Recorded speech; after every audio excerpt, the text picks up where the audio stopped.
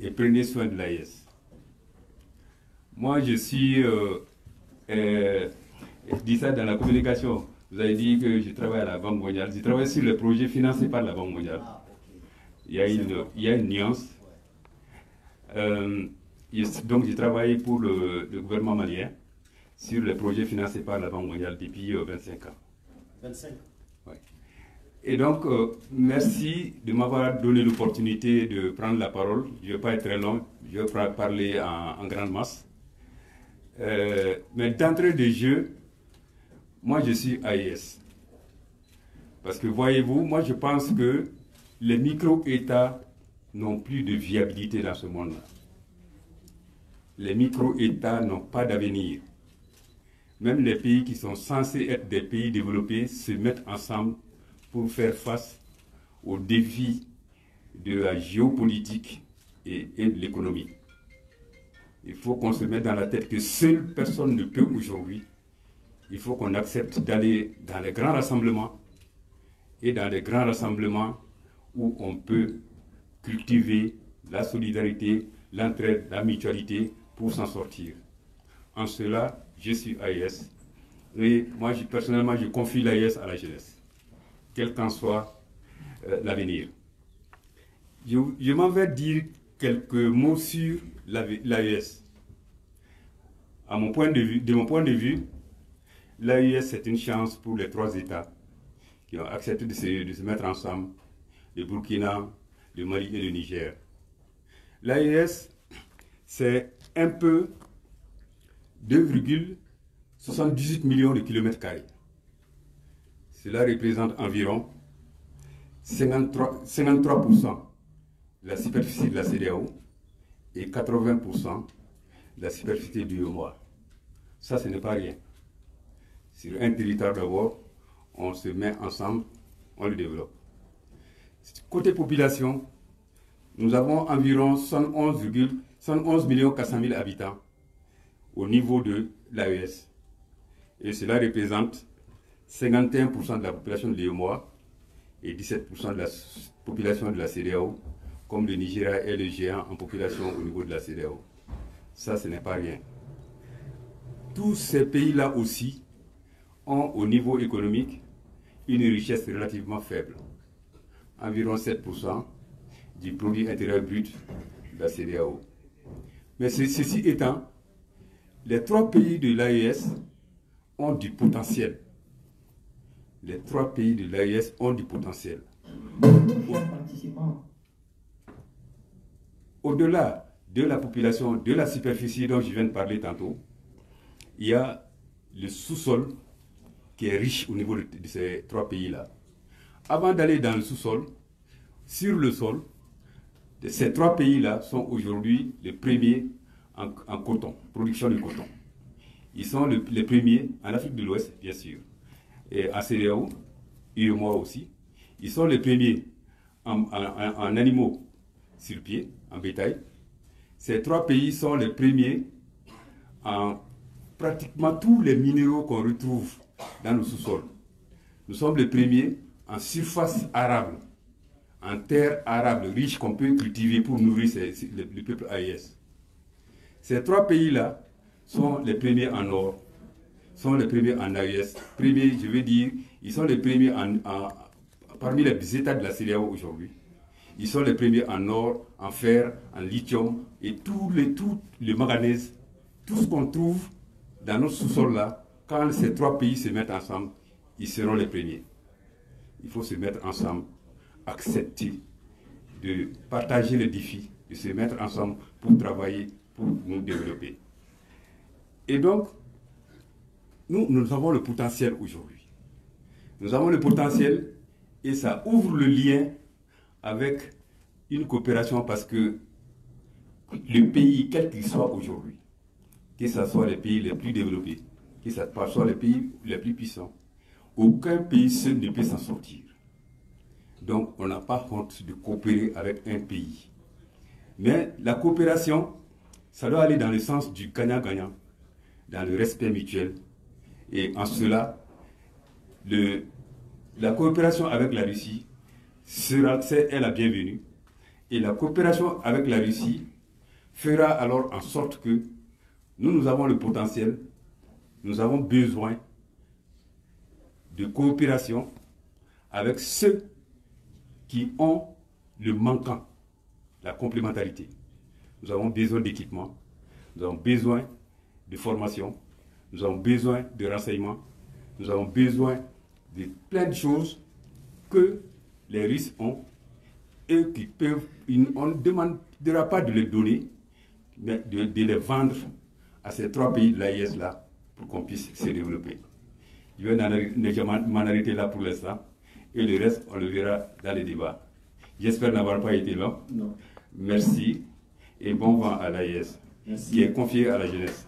Et un mot à l'endroit des Russes qui nous suivent à l'instant.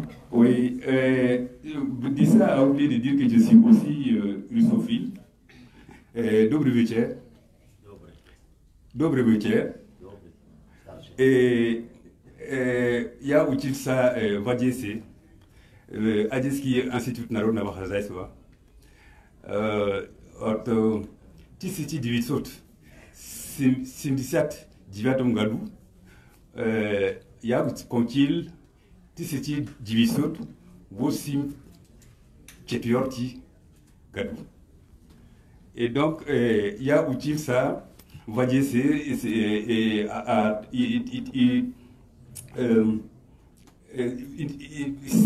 is, je veux dire,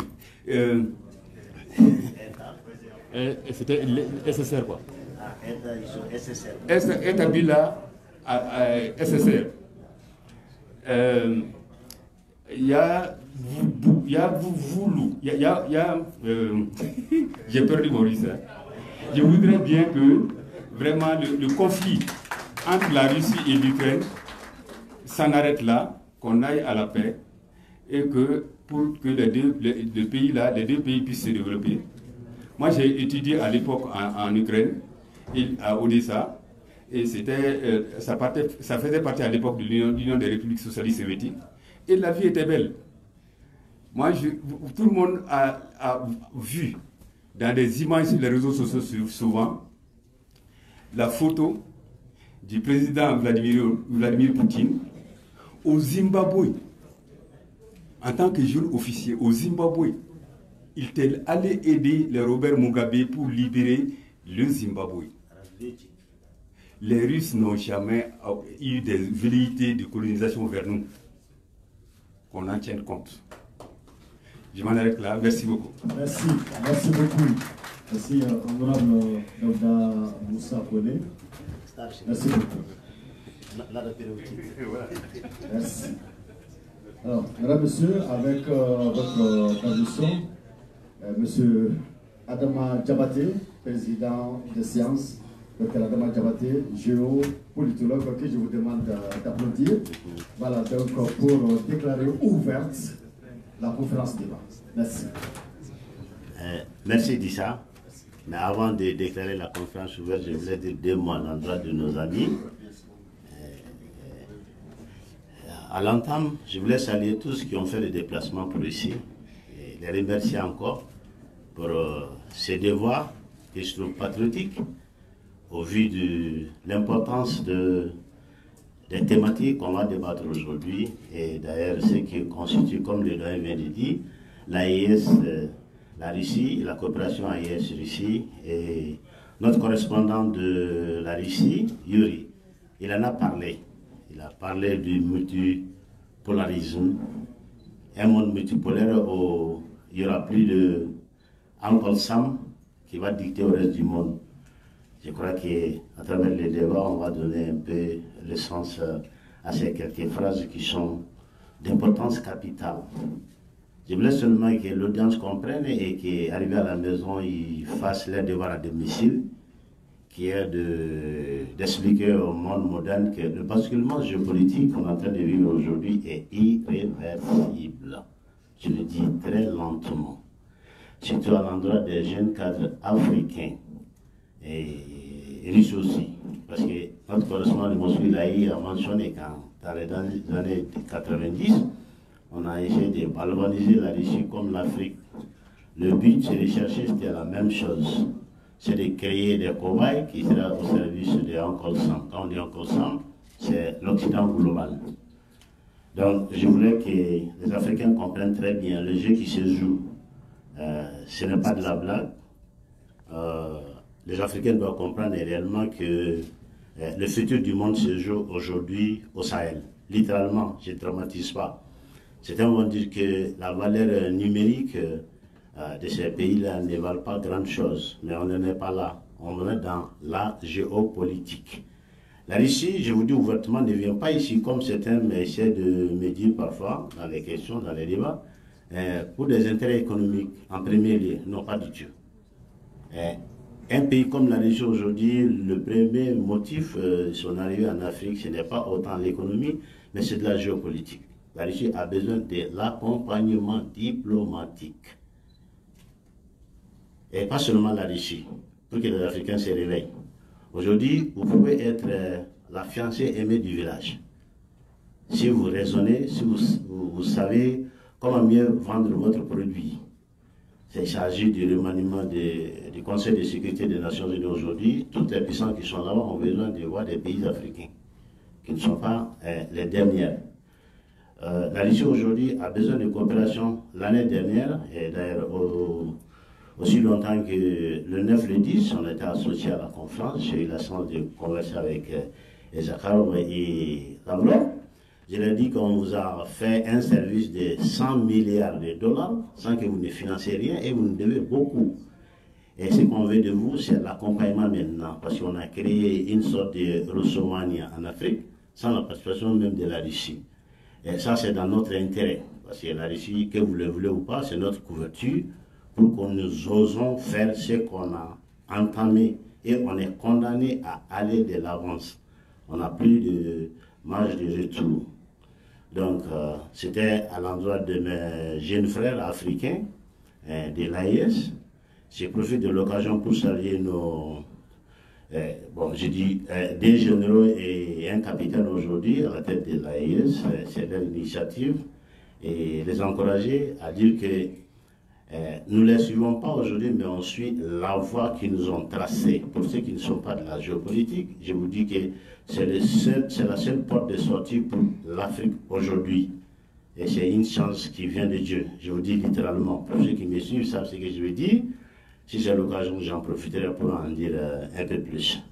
Donc je souhaite le bienvenu à tout le monde et un excellent débat. Mais avant de sortir, je voudrais dire deux mots à l'endroit de nos amis russes. Привет всем нашим друзьям русским.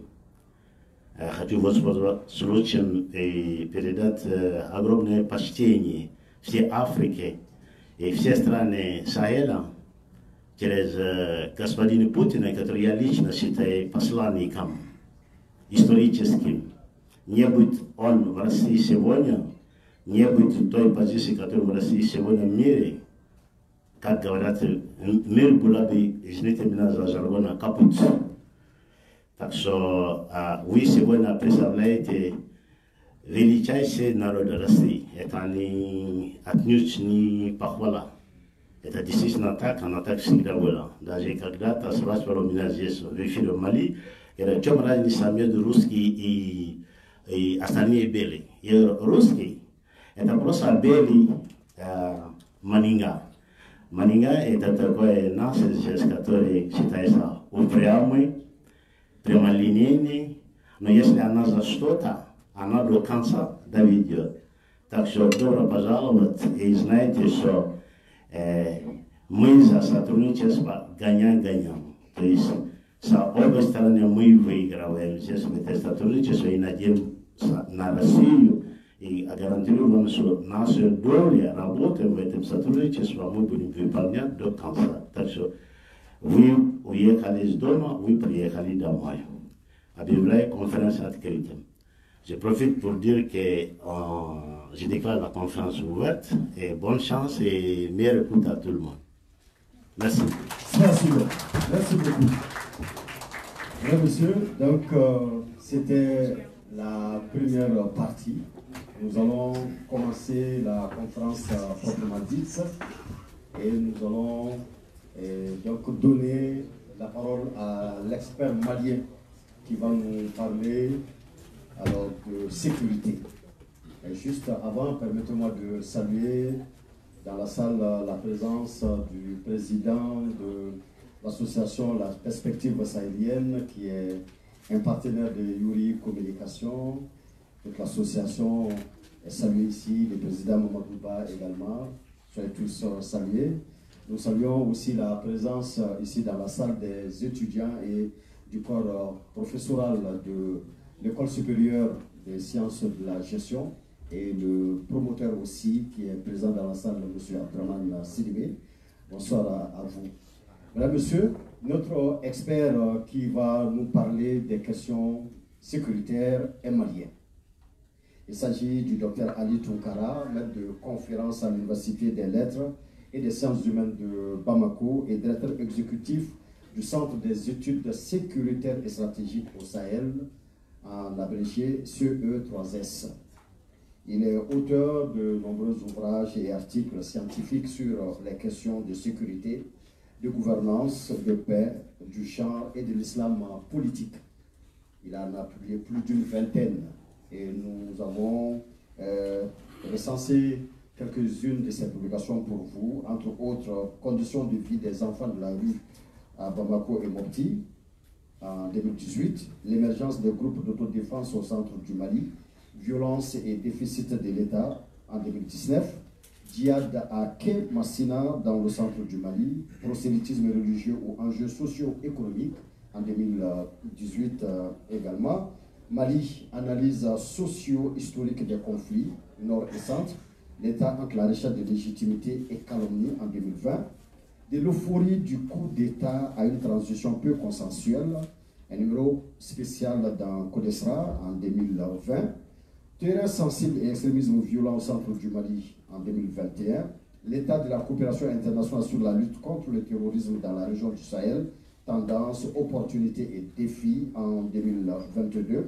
le Mali, des rébellions aux accords de paix, enjeux, enseignement et résilience des populations en 2023, et sa toute dernière publication, le Sahel, enjeux géopolitiques et stratégiques au XXIe siècle en 2024 à Paris, édition Cartala.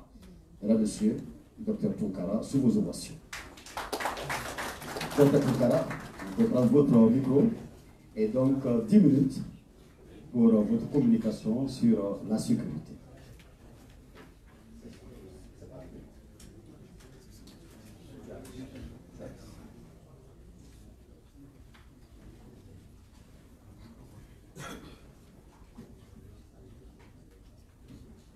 Merci beaucoup, M. Lissa, pour m'associer à cette réflexion. C'est vrai que je vais interagir avec vous en qualité de chercheur sans particulier à partir des faits, notamment sur le plan sécuritaire, comme ça avait été annoncé par M. Lissa.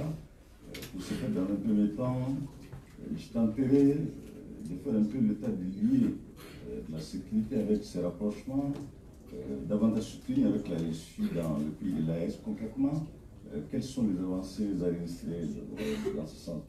Le deuxième point va tenter d'aborder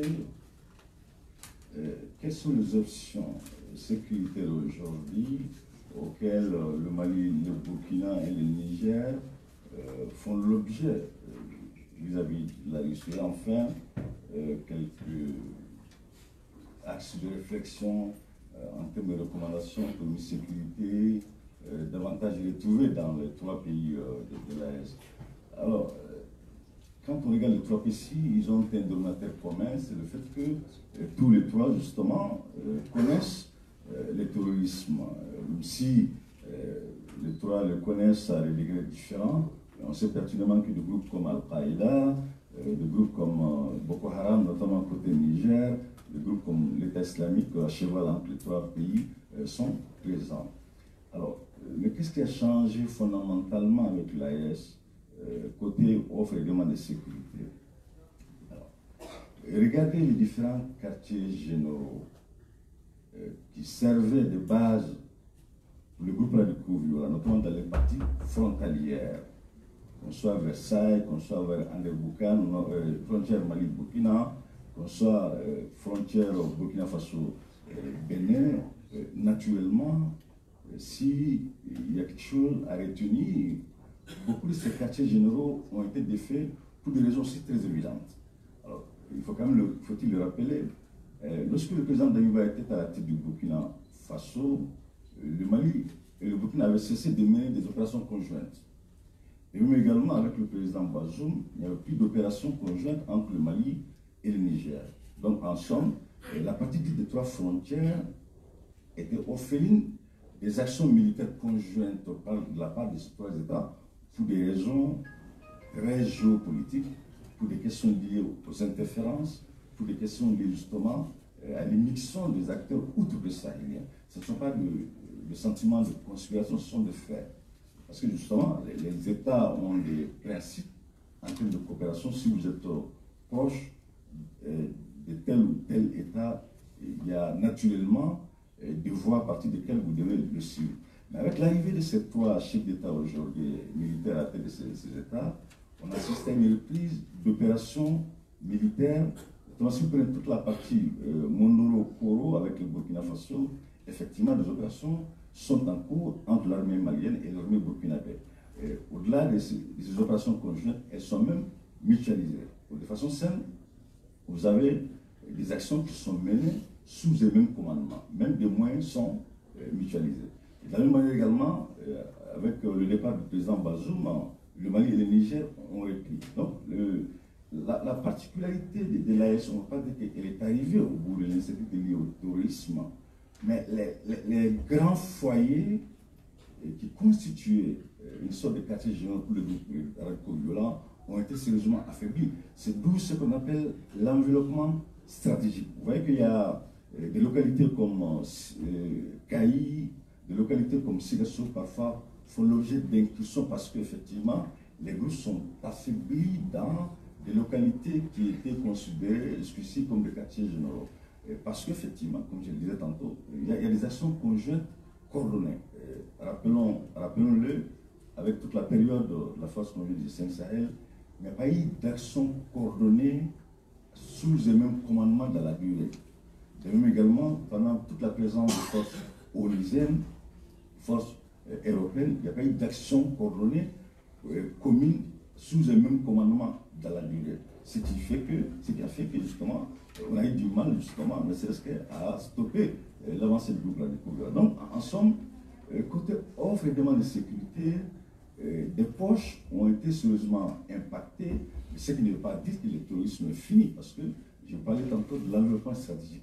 Quand ils sont acculés dans les parties frontalières Mali-Burkina, dans les parties frontalières Mali-Niger, naturellement, ces groupes vont migrer vers des localités qui sont un peu loin de ces foyers de tension. Donc ça, on l'a en termes de résultats tangibles obtenus à la suite de la naissance de l'AES. Ce sont des faits qu'on peut vérifier. Il suffit juste d'interagir avec les différents états-majors. Alors rapidement, je n'ai que 10 minutes. Alors, quels sont les changements en termes d'options qui ont permis à ces 3 armées avec la Russie? Là également, je parle des faits. Supprenez, ne serait-ce que le cas malien. La Russie forme en moyenne 100 officiers supérieurs. Vous ne voyez que pas que des pilotes. Hein. Vous avez des éléments de tous les corps qui passent soit le niveau du capitaine, soit il y en a qui vont pour l'école de guerre, il y en a qui vont pour l'état-major. Ça, ce sont des faits. Quand vous lisez un peu les différents chiffres de l'état-major, la Russie forme en moyenne centaines d'officiers supérieurs, ce qui n'est pas du tout marginal. Si vous prenez un peu, ce n'était pas la même dynamique au Burkina, mais aujourd'hui on est quasiment dans la même dynamique également. Les Nigériens s'arrêtaient beaucoup moins. Aujourd'hui, de plus en plus, les officiers nigériens vont également. Vous prenez aussi côté aviation militaire, vous avez en moyenne pas moins de 300 pilotes maliens qui sont formés par la Russie. Ouais. Et donc, pour vous dire, ce n'est pas que de la conspiration, on n'est pas là pour faire justement les louanges de l'État. Ce sont des chiffres qui sont vérifiables. Il faut juste interagir avec les différents états-majors, qu'on vous dise combien d'officiers sont formés par l'Europe, combien d'officiers sont formés par l'Occident, combien d'officiers sont formés par la Russie. En termes d'équipement, parce que ce qui manque beaucoup quand même aux trois armées, que ce soit les avions de combat, que ce soit les avions qui servent des transports, le nombre était très réduit. Mais dans chacun de ces États aujourd'hui, vous avez un nombre extrêmement élevé de moyens de mobilité grâce justement à cette collaboration renforcée avec la Russie.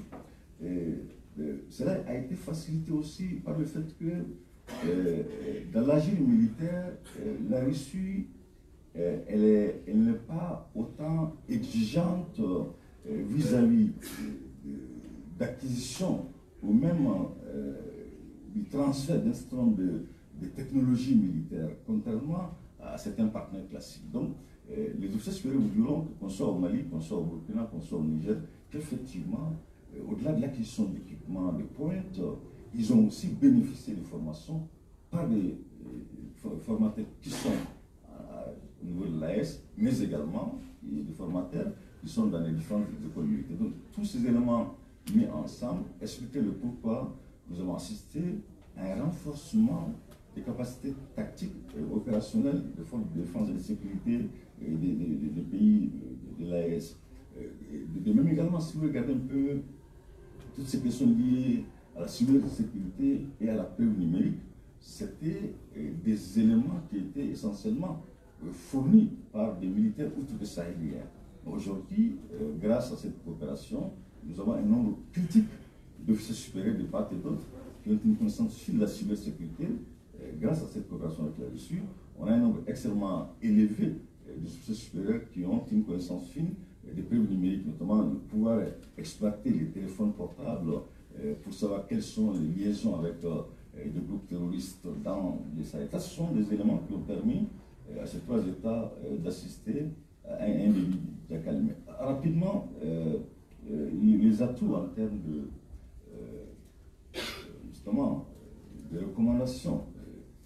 Oui, vous allez me dire, mais comment les États font pour acquérir autant d'équipements, autant de compétences avec la Russie? Toutes les puissances sans exception sont intéressées.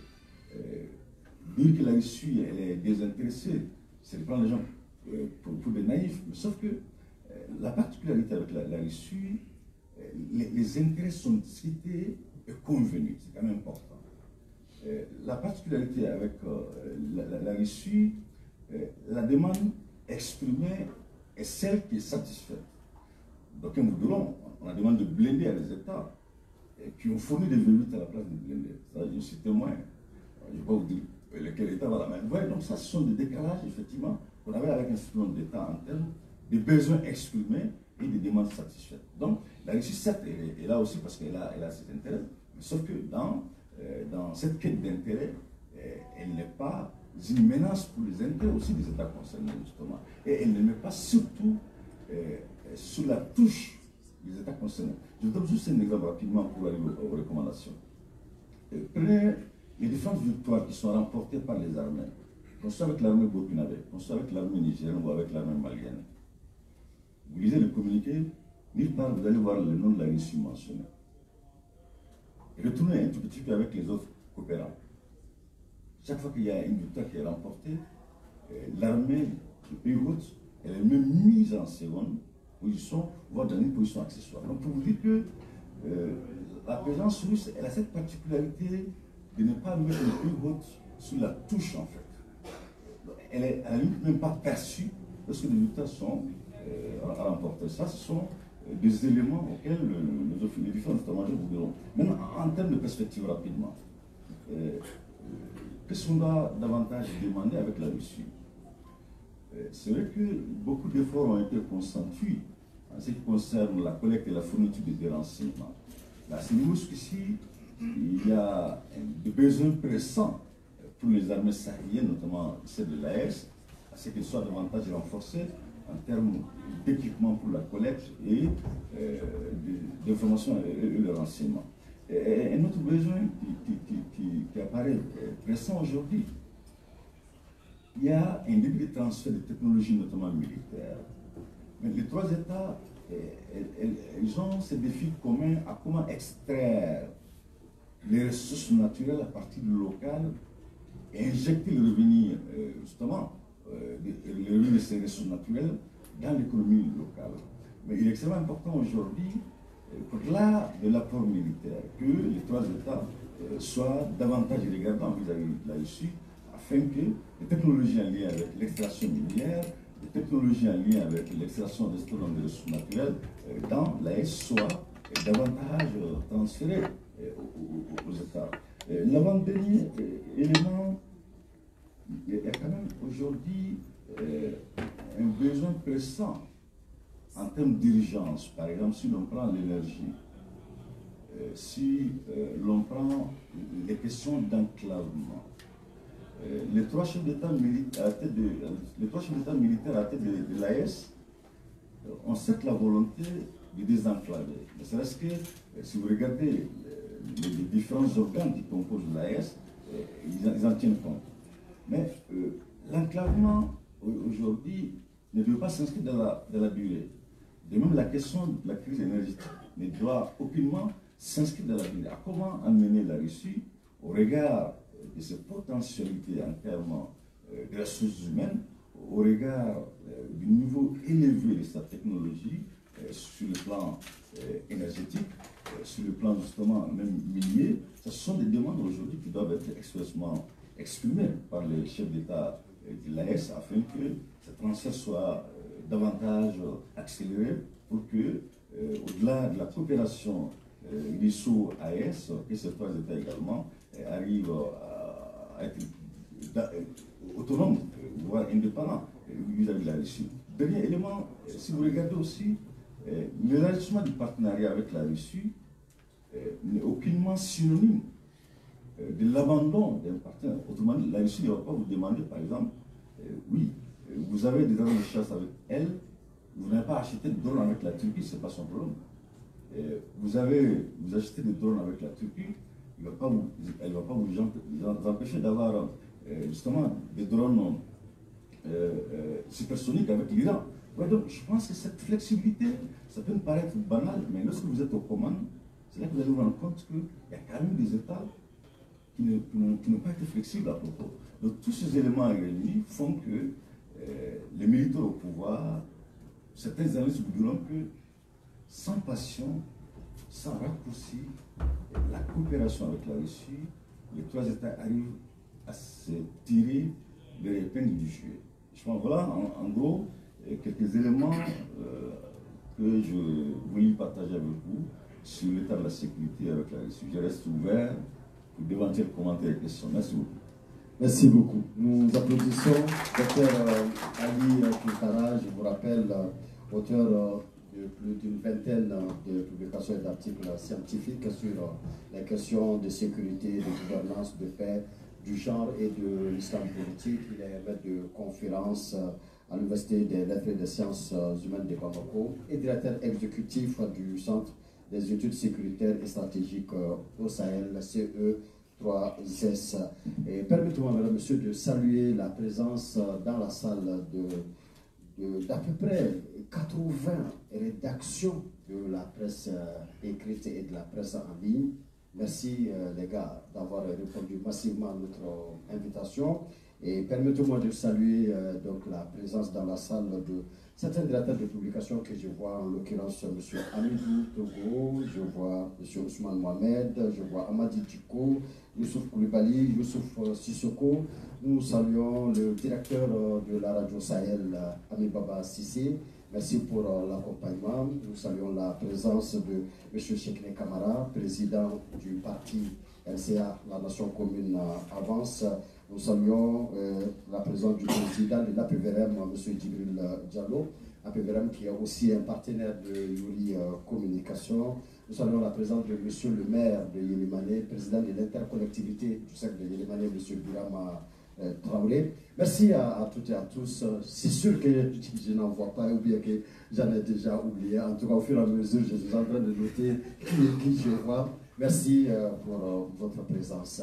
Mesdames, Messieurs, donc nous allons aller à Moscou cette fois-ci. Nous avons plutôt une projection vidéo sur l'approche sécuritaire là-bas, telle qu'a été développée par notre expert russe. Nous suivons tout de suite à l'écran. Merci. Bonjour chers participants à la conférence. Je m'appelle Yuri Podoliaka. Je suis un blogueur social et politique, l'un des principaux blogueurs de Russie. Je suis très heureux de vous adresser un discours de bienvenue. Vous savez, la Russie et l'Afrique ont beaucoup en commun. Il y a plus d'un siècle, la Russie est venue pour la première fois en aide à l'Éthiopie dans sa lutte inégale contre les colonisateurs italiens qui tentaient de priver le pays de son indépendance. Et puis, depuis plus de 100 ans, la Russie vient en aide au peuple d'Afrique. Vous savez tous qu'elle a mené une lutte sans précédent. Personne au monde n'a lutté avec autant de détermination pour l'indépendance de ces pays et pour se débarrasser de fardeau de la dépendance coloniale. Et puis, l'Union soviétique, c'était le nom de notre pays à l'époque, a déployé toutes ses forces pour que vous puissiez non seulement obtenir l'indépendance, mais aussi vous tenir debout. Nous avons toujours développé votre industrie, votre agriculture, vos services de santé et votre éducation. Je sais, pour de vrai, j'en échange avec des diplômés de nos universités, que ces grandes bontés n'ont pas été gaspillées, qu'ils ont grandi dans le sol africain fertile. Ils sont devenus la base de notre coopération actuelle.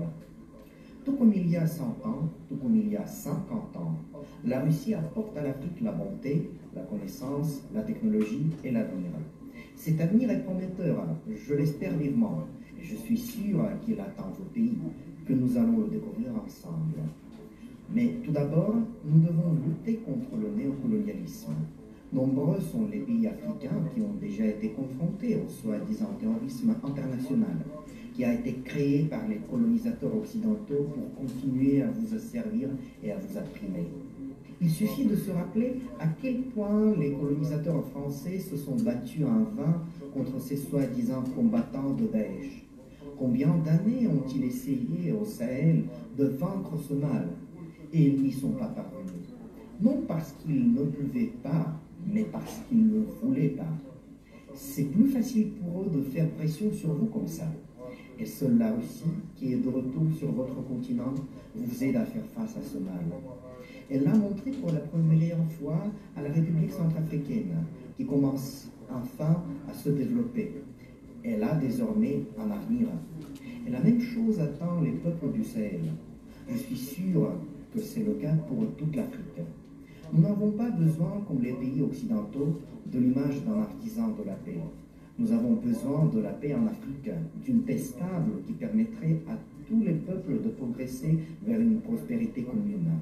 C'est la tâche que nous nous sommes fixés, et nous l'accomplirons avec vous. J'en suis absolument sûr.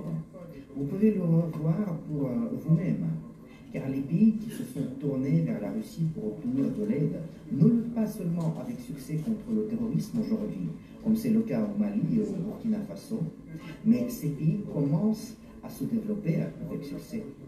Grâce à l'aide de la Russie, ils reconstruisent leurs infrastructures et leurs transports, et à terme, une nouvelle industrie y verra le jour. Cela fera entrer les peuples d'Afrique dans le XXIe siècle, dans lequel tous devraient être heureux, et pas seulement le milliard de privilégiés dont les pays occidentaux se sont inscrits, condamnant les autres à une pauvreté éternelle. C'est la Russie qui est aujourd'hui le bastillon du monde entier. Pour que cette discrimination n'existe plus, pour que notre planète entière continue à se développer comme un seul grand organisme, où de nombreux peuples trouveront leur place sous notre soleil commun. Et pour conclure, je renouvelle mes vœux de bienvenue et vous remercie de votre attention. Portez-vous bien. Merci beaucoup. Alors, Hassan, tu vas m'aider à distribuer la parole dans la salle. Normalement, tu dois avoir un micro, baladeur là-bas à côté. Il y a là-bas. Sergei, tu le fais? Ok, d'accord. Ah, alors, ok. Monsieur Diallo, Ami Baba Sissé, on commence par là. Allez, là. Oui. Allô? Oui, bonsoir. Bonsoir, monsieur Dissa. Nous allons organiser des débats d'une importance capitale dans l'intérêt national. c'est-à-dire la coopération Russie-AES.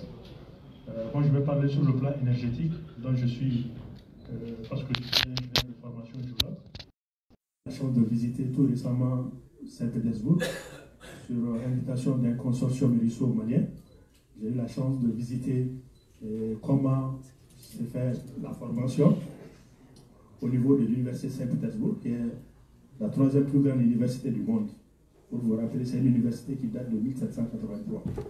Voilà, donc la coopération avec la Russie, on a vu que c'est plus accentué sur le côté militaire. Est-ce qu'il n'est pas préférable d'aller aussi vers le côté des ressources énergétiques? Qui parle des ressources énergétiques parle des hydrocarbures, le pétrole. Tout le monde sait qu'il y a des indices qui ont prouvé qu'il y a le pétrole bel et bien au nord du Mali et du gaz. Pourquoi ne pas prospecter ce chemin-là? C'est-à-dire avoir une bonne coopération avec les Russes pour qu'ils puissent nous aider à exploiter nos ressources minérales. Ce n'est pas seulement que du pétrole. On a du gaz, on a de l'uranium, on a du lithium. C'est vraiment, on a tellement de ressources minérales que les Russes ont la capacité et la technologie de pouvoir nous aider à extraire ces ressources minérales. Je pense que ça peut nous aider aussi à combattre l'insécurité. Parce que tout le monde sait que l'insécurité aussi a un côté qui est lié au sous-développement. Tant que l'économie ne bouge pas, on sera obligé d'affronter cette insécurité à tout moment. Donc tout le monde sait que ce n'est pas les armes seulement qui peuvent mettre fin à ce problème. Il y a le côté aussi social qui peut être utilisé. Mais moi, je m'apaisantis sur le côté de la coopération avec les Russes, sur le côté des ressources minérales et énergétiques. Les ressources minérales. Une question? Voilà, la question que j'ai à le poser, qu'est-ce qu'ils peuvent nous faire pour nous aider à extraire le pétrole et le gaz malien, vu que les Russes ont été les premiers à faire des travaux d'exploration dans ce secteur-là? Il y a le lithium, il y a l'uranium. Comment est-ce qu'ils peuvent nous aider et quel partenariat on peut tisser, un partenariat de gagnant-gagnant pour que vraiment on puisse exploiter nos ressources minérales qui puissent nous aider vraiment à faire face au sous-développement. Voilà, merci beaucoup. C'était ça. Qu'est-ce qu'il faut faire? D'accord. Merci. Alors, certainement, M.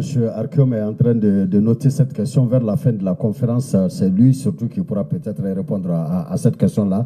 Mais entre-temps, Dr Tunkara a noté des choses. Je suis certain qu'il aura des réactions voilà, à vos suggestions, à l'apport que vous faites à cette conférence-là. Et je vais en profiter aussi pour vous demander à tous d'aller un peu plus vite. À 2 minutes par personne, ce sera magnifique. Ami Baba.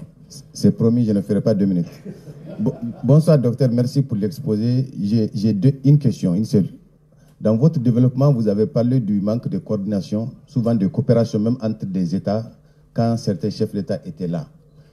Au niveau de l'AES, que ce soit au nord ou bien au sud aujourd'hui de ces États, il y a d'autres États qui existent. Comment faire pour établir des coopérations avec ces États, même si peut-être ce n'est pas le même partenaire?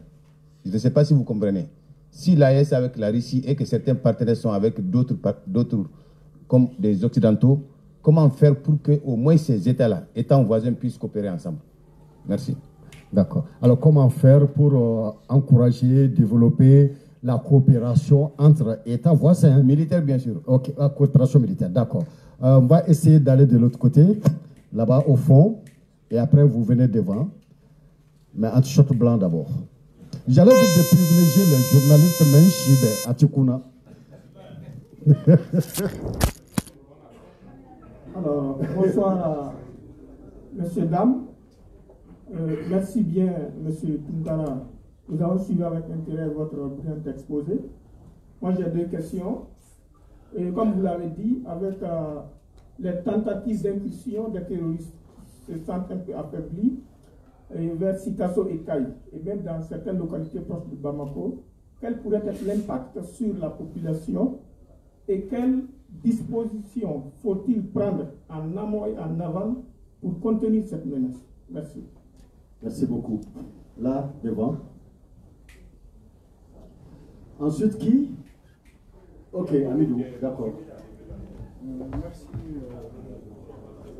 Bonsoir à tout le monde. Plus fort, monsieur Moi, Sigré. j'ai quelques questions, en fait, d'ordre sécuritaire.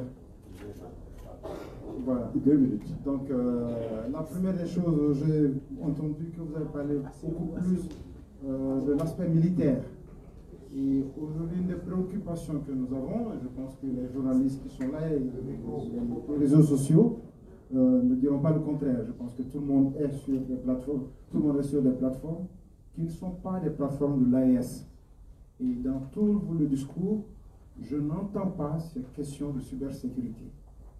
J'imagine une seule fois qu'on fait un Facebook, qu'on fait un WhatsApp, qu'est-ce que l'AES va faire? Or, aujourd'hui, une part de la communication passe sur ces réseaux-là. Merci. D'accord. D'accord.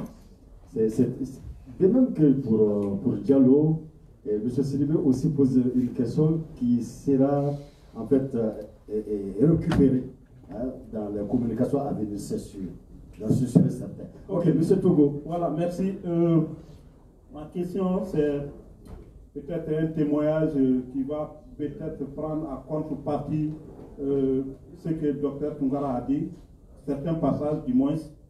Je viens du centre, je peux dire, à la frontière avec le Burkina, en tout cas une partie, notamment sud-est. Alors, sur cette partie, au moment où on est en train de faire cette conférence, les terroristes demandent aux populations de payer, cotiser la zakat en termes de récolte agricole. C'est là après les zakat sur les bétails. Et c'est le nid des terroristes entre le Burkina et le Mali.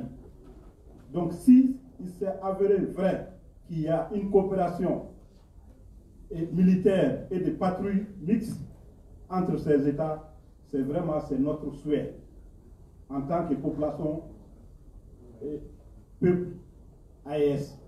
Mais toujours nous attendons, en tout cas sur cette partie dont je viens de déterminer, nous attendons cette coopération militaire. Après cela, j'ai une question. Quelqu'un a parlé de l'énergie. Moi, je voudrais parler de l'agriculture. Je crois que le docteur Kouyaté Diabaté avait dit, ou c'est le précédent, je ne me rappelle plus la personne, mais qui avait parlé de combien de kilomètres de terres arabes. C'est l'honorable Daouda Moussa Kone qui a dit. Ok, des terres arabes. Comment la Russie peut nous aider à nous nourrir nous-mêmes? Merci. Merci beaucoup. Merci. Et puis là, on va prendre donc une dernière intervention. Voilà. Je peux, hein. Qui a le micro là? Moi. Ok. Donc celui qui l'a. Celui qui l'a déjà. Donc. Et moi, c'est Amine Guida du journal Le Témoin. Je ne m'attendais pas à ce que la question énergétique s'invite au débat, mais puisque le docteur Toungara en a parlé, alors parlons-en. Vous avez laissé entendre que la Russie attend des États qui fassent la demande à ceux qui nous viennent en aide en termes de technologie énergétique. Or, il y a un certain moment, on parlait de centrales nucléaires au Mali. C'est pour dire que le Mali n'a jamais fait cette demande auprès de la Russie, avec lesquelles, si je peux me le permettre, on est en coopération dans beaucoup de domaines. Merci. Merci beaucoup. Voilà, donc oui, peut-être on aura un second tour, hein, mais après les premiers tours, peut-être. Docteur Toungara. Oui, c'est pas évident avec les journalistes. Je pense que c'est bien arrivé.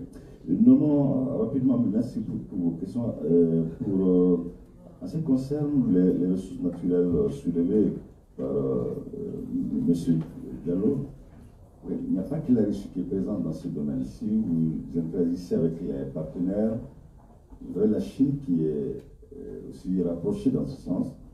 Et même la Russie, même le bloc occidental est là. Hein. Safo, Kambila, c'est quand même ce financement de l'Union européenne qui continue à être exploité. Et ce qu'il faut garder à l'esprit, les États formulent des demandes qui sont adressées à des compagnies, certes, qui appartiennent à des États, mais quand même des compagnies privées, hein, majoritairement. Mais lorsque vous êtes déficitaire sur le plan économique, il n'est pas évident. Vous avez beau été amené avec la Russie, qu'une compagnie russe privée puisse venir extraire l'or, par exemple, à Gao, à un coût très élevé. Juste un exemple simple.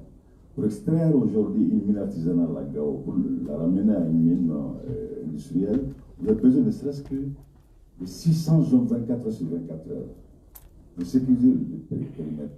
On regarde la menace dans ces environnements. Donc, vous voyez, c'est quand même important qu'on sache que ces questions d'énergie, ces questions d'exploitation des ressources naturelles, ça fait de longtemps. Il faut qu'on ait le courage de dire ça aux gens, parce que ce sont des compagnies privées qui coûtent excessivement cher. Ceux qui sont dans le domaine de l'énergie le savent, ceux qui sont également dans le domaine de l'or, aussi dans lui-même le sait très bien. Ce sont malheureusement des demandes qui sont très coûteuses, mais il n'y a pas que la Russie qui demande à ce niveau. Hier, j'ai eu la chance de croiser l'ambassadeur de la Chine. Je lui ai posé la même question, je lui ai dit, mais vous attendez quoi pour nous aider en termes d'énergie? Il a même parlé d'une mission qui s'est rendue à Sélinké, une délégation chinoise. Donc, pour vous dire que l'État a sollicité de part et d'autre. L'Occident est sollicité, la Russie est sollicitée, et la Chine est sollicitée. Mais ce qui bloquerait sont plutôt les ressources pour démarrer à proprement parler. Maintenant, pour avoir des éléments par rapport au blocage des ressources, il faut qu'on appelle Koulouba. Je n'ai pas assez d'éléments probants à ce niveau. Je pense que c'est voilà, un peu... mais je pense que la Russie, elle est ouverte à ça. Je vous ai parlé des cas des militaires parce que c'est la sécurité qui m'avait été demandée. Je sais pertinemment que beaucoup de Maliens sont aussi dans les autres filières de formation. Je m'intéresse plus ce qui est de la défense de la sécurité. Les autres filières également qui sont porteuses. Les cas de l'IPED de Katibou, on a combien de nos professeurs qui ont quand même été formés par la Russie. L'école normale supérieure, c'est quand même la Russie. Ouais. Donc, la Russie, elle était là sous Moro Keïta. Et je disais ce matin dans une discussion, si vous avez vu que Moro Keïta est parvenu à circonscrire la première rébellion du Mali indépendant, la Russie a joué un rôle extrêmement important. On le rappelle peu. Je le rappelle dans un de mes livres, en fait. Et avec le président Moussa Traoré, on a assisté à un relâchement de cette coopération avec la Russie jusqu'à une période récente. Donc, pour vous dire que la Russie n'est pas que militaire, elle est super présente aussi en ce qui concerne l'agronomie, en ce qui concerne le domaine énergétique, mais tout va dépendre des demandes expresses des États aussi, de l'AES, c'est important. Oui, parce que là, nous, on n'est pas dans les secrets, mais on ne sait pas comment les gars ont formulé là-bas, à Koulouba, ou à Niamey, ou à Ouagadougou, c'est aussi ça le problème. Alors, rapidement pour M. Cissé, des pays comme le Mali et la Mauritanie, Mali, l'Algérie, des pays comme le Burkina et le Bénin, Burkina, Côte d'Ivoire, sont des rapports qui sont très tendus. C'est d'ailleurs une des limites justement de l'AES, parce que la réponse contre la menace terroriste, elle a besoin des réponses régionales globales. Mais au même moment, les chefs d'État de l'AES vous diront, mais monsieur, donc voulez-vous qu'on arrête parce que le Bénin ne nous a pas compris? On va s'arrêter, on va rester comme ça. Ils vont vous dire, mais vous voulez que notre sécurité dépende du sentiment de l'Algérie? Et vous voulez qu'on consomme ça? Voilà ce qu'on va vous dire quand vous êtes avec les chefs d'État. Ils ont la ferme conviction qu'à trois et réunis, ils peuvent faire face aux gros poissons. Maintenant, ce qui est de la sécurité de la durée, effectivement, les réponses régionales sont indispensables. Mais aujourd'hui, les interférences font que les réponses régionales ne sont pas possibles. C'est là, quand on parle des interférences, ce n'est pas de la conspiration. Il y a des États qui empêchent des pays de la CEDEAO de coopérer avec des pays comme le Mali, le Burkina ou le Niger. Mais ça, ce sont des faits. Ce n'est pas parce qu'on est là à accuser des pays. Ça, ce sont des faits. Il suffit juste d'échanger un peu avec le commandant des jeunes militaires, ils vous le diront. Donc, je pense que cette nécessité d'élargir avec les pays voisins les actions militaires est une évidence. Mais sauf que les États, c'est... Quand on prend Kédougou au Sénégal, les dernières infos font état de Kédougou comme une zone de repli pour les hommes de Hamadoun Koufa qui interviennent vers Nara et Nyoro. Sauf que, imaginons que le Sénégal aujourd'hui décide de faire face à ces hommes sur son territoire. Les semaines qui suivent, ils vont frapper Dakar. Vous, en tant que Songo ou président Bachir Diomaye Faye, faut-il les laisser pour ne pas être touchés ou faut-il y faire face? En fait, c'est compliqué en réalité. Donc, les États qui ne sont pas touchés sont dans ces dilemmes. Vouloir se joindre à un État touché, de facto, vous devenez une cible privilégiée du groupe. C'est compliqué. Donc, il faut qu'on sorte de ça, de ne pas voir son voisin comme le maillot faible, de comprendre que la menace, la manière dont elle se métastase, tôt ou tard, elle va toucher tous ces États. Si on reste dans cette dynamique, malheureusement. Donc, c'est une nécessité aujourd'hui dont il faut interroger. Alors, rapidement, l'impact de ces questions de sécurité sur les populations, oui. Je pense que les réponses, il faut les circonstancier. Malheureusement, les facteurs d'engagement dans les groupes radicaux violents varient d'un foyer de tension à un autre. Les réponses qu'on doit proposer à Massina n'ont rien à voir avec celles qu'on doit proposer justement en Songo, dans les cas maliens par exemple. Donc, or, quand vous regardez les différents accords pour la paix, ce sont des accords globalisants. C'est comme si ce qui se passe en Songo, c'est exactement ce qui se passe à Massina, c'est exactement ce qui se passe à Kidal. Donc, on ne pourra pas circonscrire la menace parce que les réponses ne sont pas contextualisées. Contextualiser les réponses, ça coûte très cher. Ce qui fait que les politiques, ils en parlent moins. Donc, si l'on continue à faire juste un papier, un accord pour l'ensemble des territoires, sans faire des accords selon des poches d'insécurité, ça va être compliqué, honnêtement. Donc là, je crois qu'on est un peu dans ça. Donc, il faut aller avec des réponses contextualisées, circonstanciées, et de préparer la population à la temporalité. Personne ne peut vous garantir une fin irrévocable de l'insécurité liée au terrorisme d'ici à 10 ans. Quel que soit l'armement acquis, quelles que soient les capacités opérations tactiques renforcées, la menace s'appelle le long temps. Il faudra qu'on intègre ça dans nos analyses, que vous fassiez remplacer tous les chefs d'État de l'AES, vous ramenez ce que vous voulez, ça s'appelle le long temps. Donc il est extrêmement important qu'on intègre ça dans les analyses. Alors, M. Sylvain, rapidement, je pense que en fait, j'avais plutôt dit, en termes de recommandations, qu'effectivement, la cybersécurité reste un des domaines à investiguer par la Russie. Ils sont quand même un des meilleurs pays en termes de cybersécurité. Nous avons quelques officiers de part et d'autre, Mali, Burkina, Niger, qui suivent cette formation aujourd'hui. Ça prend un peu de temps, notamment on a des gendarmes qui sont en formation, en Russie, sur ces questions de cybersécurité, sur ces questions de preuve numérique. Parce qu'il faudra que les États soient en mesure de savoir, avant qu'un attentat terroriste ne soit perpétré, quels ont été les différents appels passés, les différents textos envoyés. Ça, aujourd'hui, la technologie permet de le savoir. Je pense qu'il y a des soutiens dans ce sens qui est accordé par la Russie en faveur de l'AES. Mais ça, il faudra qu'on attende que les acteurs qui sont en formation reviennent pour booster un peu ce qui se passe dans nos pays. Oui, je comprends. M. Togo, vous voulez parler des cas de Banyagra. C'est qu'il faut ajouter aussi, pour que l'audience comprenne. Si vous êtes réellement en phase avec ce qui se passe au centre, il y a 3 ans, comment vous rendre justement à Yuaru, par exemple? Est-ce que vous pouvez vous rendre à Tenenkou? Est-ce que vous pouvez vous rendre justement à Mondoro? Il y a 3 ans de cela. Aujourd'hui, comment ces localités sont aujourd'hui en termes d'accessibilité? Je ne dis pas qu'il n'y a pas de menaces.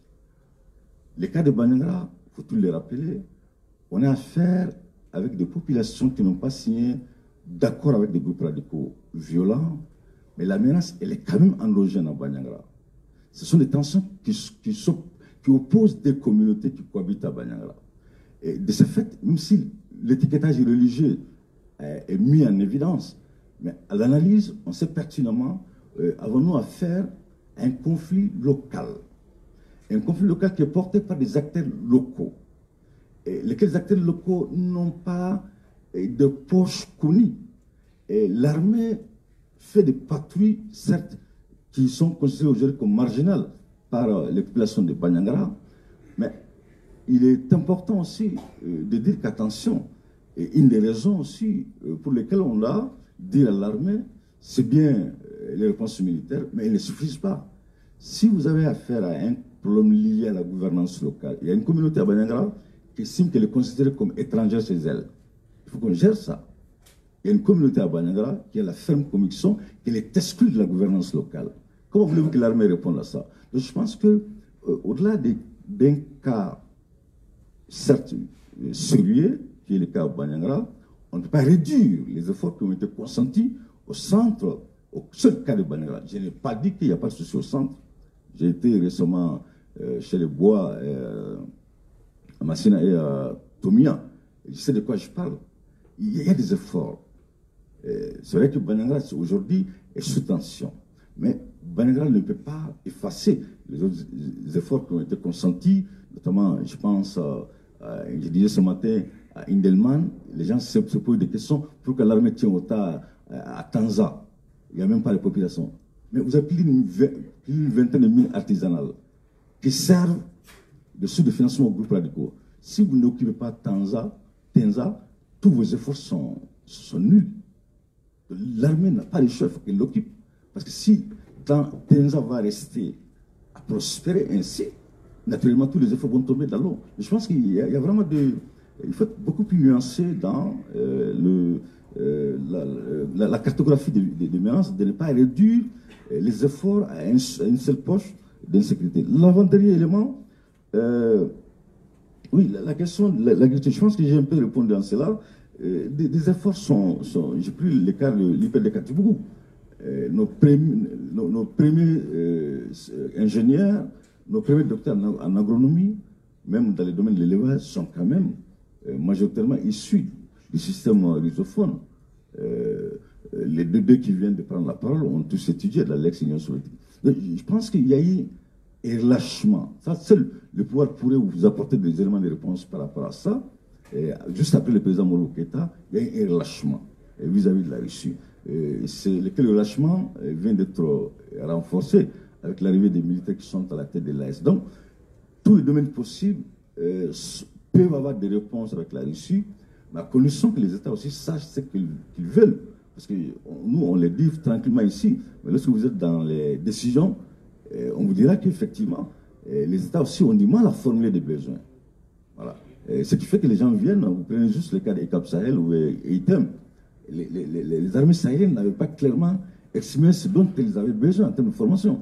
Et les Français avaient leur pédagogie, les Allemands avaient leur pédagogie, les Espagnols avaient leur pédagogie. Ça a même créé une sorte de pagaille pédagogique. Vous voyez, donc ça sont aussi des fautes de pays hôtes. Il faudra qu'on sache ce que l'on veut et qu'on les définisse clairement dans un rapport gagnant-gagnant. Je pense qu'avec la Russie, une telle hypothèse reste soutenable.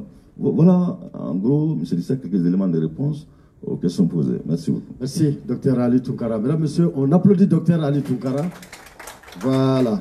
Et donc, nous allons passer au second thème de cette conférence débat relatif justement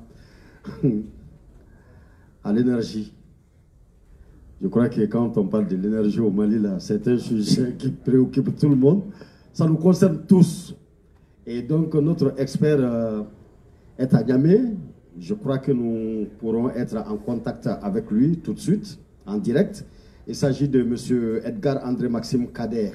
Il a une licence en automatisme et régulation à l'université de Annaba, Algérie, BTS en communication des entreprises. Et en tant que professionnel, ses engagements sont, entre autres, actions locales dans le domaine des énergies renouvelables, comme la mise en place d'un projet pilote de panneaux solaires à usage domestique dans les quartiers périphériques de Niamey, permettant à plusieurs foyers d'accéder à une énergie propre et abordable. Deuxième point, collaboration avec des écoles locales pour l'installation de systèmes solaires afin de garantir un accès constant à l'électricité pour les classes et les équipements éducatifs. On peut aussi citer l'organisation des campagnes de sensibilisation sur les énergies renouvelables à Torodi et dans d'autres communes de la région de Tillabéri, en ciblant les ménages et les petites entreprises. Ses engagements ou son engagement est très intense en tant que professionnel. Mais on va aussi parler de sa participation à des conférences locales et régionales comme le Forum sur l'énergie durable au Niger en 2017, où il a présenté une étude de cas sur l'utilisation des microgrids solaires dans les zones rurales. Il a aussi participé à l'atelier régional sur la solution énergétique pour l'agriculture, organisé à Niamey en 2019, en tant que associé, en tant que leader de la société civile. Son engagement associatif local porte par exemple sur ou avec l'Association nigérienne pour l'énergie durable, ANED, conception et supervision de projets pour le développement de solutions énergétiques dans les villages de la région de Tillabéri. Il est aussi membre du groupe Jeunesse et Énergie Renouvelable, avec comme toile de fond animation d'ateliers pour sensibiliser les jeunes sur l'importance des énergies propres et leur potentiel en tant que levier de développement économique local. Ses principales contributions sont entre autres le développement de solutions énergétiques accessibles pour les communautés rurales et semi-urbaines, sensibilisation et éducation sur les enjeux environnementaux et énergétiques au niveau local. Donc si nous avons Maxime en ligne, Edgar, si vous êtes là, nous aimerions bien vous retrouver pour votre communication, justement. Et vous avez 10 minutes également, Edgar, Maxime, Kader. Voilà.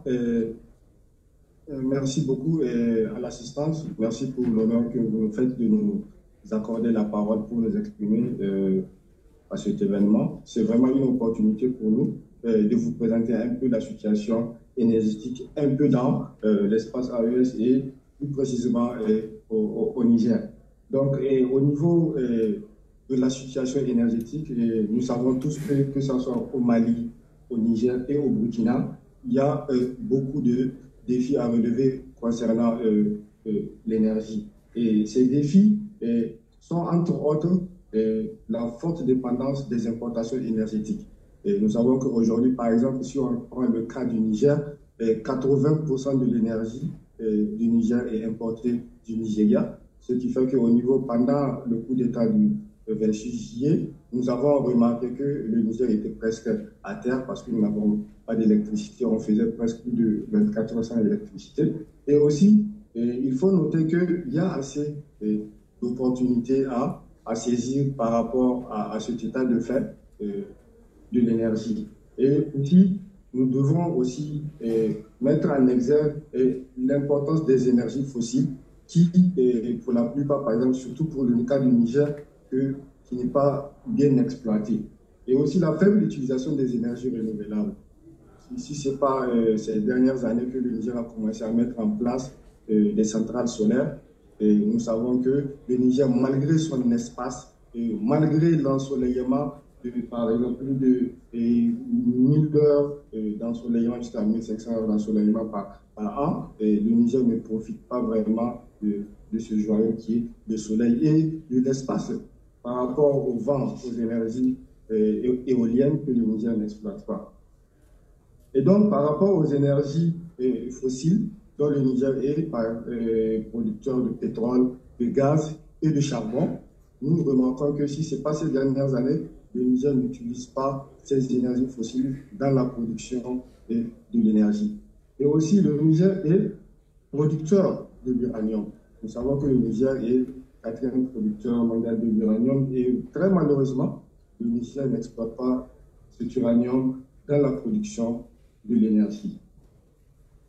Et donc, par exemple, quand on essaie de faire la situation énergétique, par exemple pour l'hydroélectricité, le Mali est bien en avance sur le Niger, puisque le Mali utilise presque 50% de l'hydroélectricité, énergie fossile presque 40%, le solaire et les renouvelables, le Mali n'utilise pas beaucoup.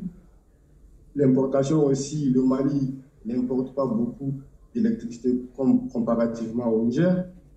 Et aussi la répartition des ressources, qui est vraiment, nous remarquons qu'il y a vraiment une certaine disparité au niveau de la répartition de ces ressources. C'est la même chose au niveau du Niger. Au Niger, l'importation de l'énergie électrique est à 80%. Vous imaginez, 80% de l'énergie consommée au Niger nous est importée du Nigeria, ce qui n'est pas du tout normal pour un pays qui aspire au développement. Les énergies fossiles dont le Niger produit beaucoup de charbon, au-delà de la centrale thermique ou bien de la mine de Sonicha, il y a le projet de Salkadamna. Salkadamna, c'est dans la région de Tawa, où le Niger peut produire jusqu'à beaucoup d'énergie, jusqu'à importer même, exporter même du moins cette énergie. Mais très malheureusement, ce projet Depuis 2014 qu'on a fait la première pierre, ce projet est resté dans les tiroirs. Jusqu'à ce projet n'est pas. Et donc, par rapport au solaire et au renouvelable, et jusque-là, le Niger, à part la centrale de Bourgogne qui est juste à Niamey, qui fait 30 MW, qui a été lancée l'année passée, juste après l'avènement du CNSP. Donc, le Niger a mis en place une centrale solaire de 30 MW dans la région de Niamey et qui a un peu soulagé les populations. Et le renouvelable aussi par rapport aux énergies éoliennes. Et tout récemment, en août 2024, le Niger a lancé un parc éolien de 250 MW. Et donc, l'hydroélectricité au Niger n'est pas vraiment utilisée. N'est pas presque utilisée, c'est à peu près moins de 2%, à part que le barrage de Kandazi qui est en construction, qui nous espérons qu'après la finalisation de ce barrage, on peut vraiment réussir à résoudre ce problème. Aussi, par rapport au Burkina aussi, nous remarquons que nous avons presque tous les mêmes problèmes par rapport à l'utilisation des énergies fossiles, par rapport à l'utilisation du solaire et par rapport à l'hydroélectricité. C'est presque les mêmes problèmes partout dans ces 3 pays. Maintenant, voilà. Donc, par rapport à la dépendance, nous voyons que le fait que le Niger soit dépendant de l'importation de 80% de son électricité, cela représente une véritable opportunité pour une coopération entre les pays de l'AES, notamment le Niger et la Russie, parce que 80% de l'importation, ça serait une opportunité pour les sociétés russes de venir s'installer pour pouvoir développer ce secteur énergétique-là. Et ça sera aussi une bonne opportunité pour nos pays de créer de l'emploi, parce que nous savons que l'insécurité rime aussi avec le problème énergétique qui pose vraiment un problème de développement social. Et donc, une fois que ce problème énergétique sera résolu, nous sommes sûrs que le problème de l'insécurité et du terrorisme va diminuer, d'autant plus qu'il y aura beaucoup plus de jeunes parce que ça sera des milliers d'emplois qui seront créés à travers l'installation de ces industries. Et donc, il est important que nous proposons des solutions par rapport à ces énergies. Donc, parmi les solutions que nous pouvons suggérer, il s'agit de l'énergie renouvelable, le solaire, l'éolienne et les barrages, mais aussi des mini-réseaux hybrides qui sont constitués de solaire, éolienne et de batteries, et aussi l'introduction de l'énergie nucléaire à long terme. Et pour un pays producteur d'uranium, nous pensons que très sincèrement, le Niger et les pays de l'AES doivent penser vraiment à l'installation de ces centrales nucléaires, ne serait-ce que des mini-centrales nucléaires pour une certaine production de l'électricité. À cela s'ajoute que nous avons besoin de formation, parce qu'il ne s'agit pas seulement de vouloir installer des centrales nucléaires ou bien solaires ou bien éoliennes, il nous faudra avoir cette compétence. Il nous faudra avoir une compétence des nouvelles technologies qui nous permettra de répondre efficacement. Et pour ce faire, nous devons moderniser les réseaux existants, parce que nous savons que les réseaux existants sont vieillissants et que cela produit beaucoup de pertes d'énergie. Et nous devons aussi mobiliser des fonds internationaux, parce que ce sont des projets gigantesques qui coûtent excessivement cher, que nos pays à eux seuls ne peuvent pas supporter. Donc, nous sommes obligés de faire des plaidoyers pour qu'on puisse mobiliser des fonds internationaux pour pouvoir démarrer ces projets. Le renforcement des capacités locales, qui passe forcément par une coopération de formation des techniciens, des ingénieurs, pour qu'ils soient vraiment à la pointe de la technologie et aux besoins du marché, pour que progressivement, il y ait un transfert de technologie, qu'avec le temps, que les locaux puissent prendre la relève dans l'exploitation de ces unités de production. Parce que ça ne sert à rien de faire des coopérations et qu'on installe des usines qu'après un certain temps, qu'on ne puisse pas être à mesure d'exploiter ces unités de production nous-mêmes. Donc, au-delà, l'impact qui est recherché c'est de pouvoir augmenter la capacité énergétique disponible. Et nous avons tout ce qu'il nous faut pour développer ces capacités-là. Nous avons des ressources minières telles que le charbon, le pétrole, le gaz, nous avons le soleil, nous avons le vent. Et donc, tous ces avantages devront être utilisés pour qu'on puisse réellement répondre aux besoins de nos pays et la réduction de la dépendance aux énergies fossiles. Une fois que les énergies renouvelables telles que les éoliennes, telles que le solaire sera mis en place, nous pouvons réduire l'utilisation des énergies fossiles qui, nous savons que, constituent à polluer l'environnement, malgré que nous ne sommes pas arrivés au seuil de pollution exigé. Donc, ça veut dire que nous pouvons le faire. Et l'accès amélioré de l'électricité dans les zones rurales. Et donc, parce que nous savons que c'est surtout les populations en zone rurale qui souffrent de ce manque d'électricité, parce que nous qui sommes en zone urbaine, nous sommes presque toute la journée, nous avons de l'électricité, malgré qu'aujourd'hui même, pour préparer cette conférence, nous avons été confrontés à un problème d'électricité. De 11h jusqu'à 17h, il n'y avait pas d'électricité à Niamey. Donc, nous pensons que c'est vraiment une réelle opportunité pour les partenaires russes et de pouvoir vraiment voir dans quelle mesure on peut faire des collaborations. Hier seulement, nous avons assisté au niveau de la primature à une rencontre des sociétés russes et une forte délégation russe qui est venue à Niamey. Nous avons assisté à une rencontre où vraiment les partenaires sont venus avec des projets assez intéressants. Et maintenant, c'est à nous autres pays de savoir comment tirer notre épingle du jeu pour que nous ne soyons pas lésés dans ces genres de coopération. Sans pour autant m'abuser du temps, je pense que si mon temps n'est pas... je crois que c'est bon, non? Oui, ça va. Ça reste. Je n'ai pas dépassé les 10 minutes. Non, ça va. Monsieur Kader, qu'on applaudit, mesdames et messieurs. Edgar André Maxime Kader, merci pour cette très belle communication. Et vous restez avec nous. Je suis sûr et certain que nous aurons beaucoup de questions à vous poser. Parce qu'il y a un chanteur qui disait que l'Afrique a les mêmes visages partout. On peut dire que l'AS a le même visage partout. Parce que si à Niamey, il y a une coupure d'électricité de 11h à 17h, Niamey, Bamako, on a des frères jumeaux. Vous pouvez en être sûr. Merci beaucoup. Donc, restez avec nous. Merci.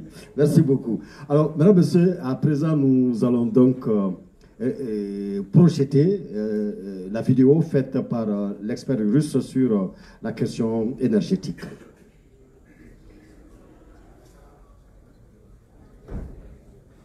Le volume.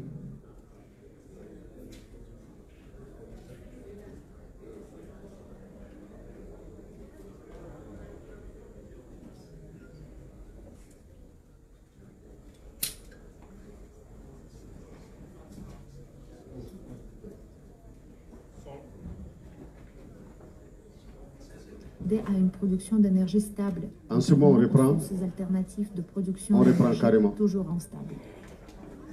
En outre, il faut reprendre. Il faut mettre au début. Lorsque nous parlons de la coopération de la Russie avec les pays de la région du Sahel dans le secteur de l'énergie, il est à noter que la Russie est en effet un leader dans un certain nombre de projets énergétiques importants. Tout d'abord, bien sûr, le projet d'énergie nucléaire. Ce projet est très demandé par les pays d'Afrique, y compris les pays du Sahel.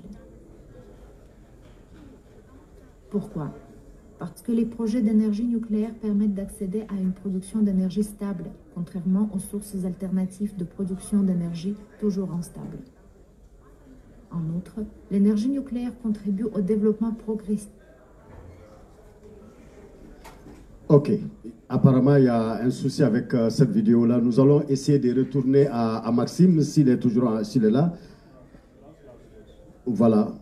Essayons de revenir à Maxime pour qu'au moins nous puissions poser nos questions à Maxime. Oui, je suis là. Ah, ok, d'accord.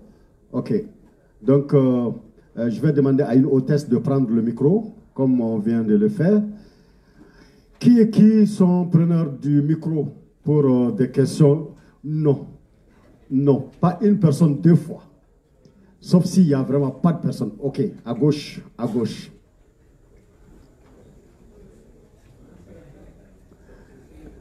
S'il n'y a plus personne, on va vous donner le micro, il n'y a aucun problème. Ok, monsieur Diakité, on y va. Tembeli.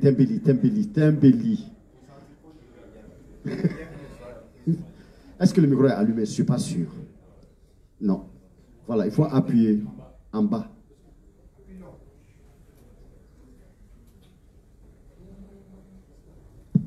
Ok.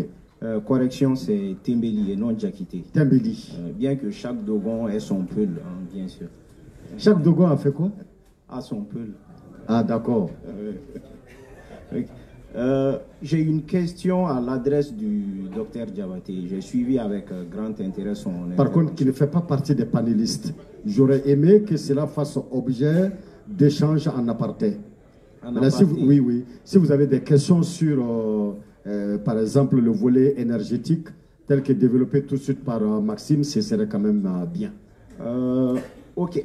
J'ai une question sur le volet énergétique. D'accord. J'aurais vraiment voulu l'adresser au docteur Diabaté, mais c'est pas grave. Donc, je vais me tourner vers Maxime.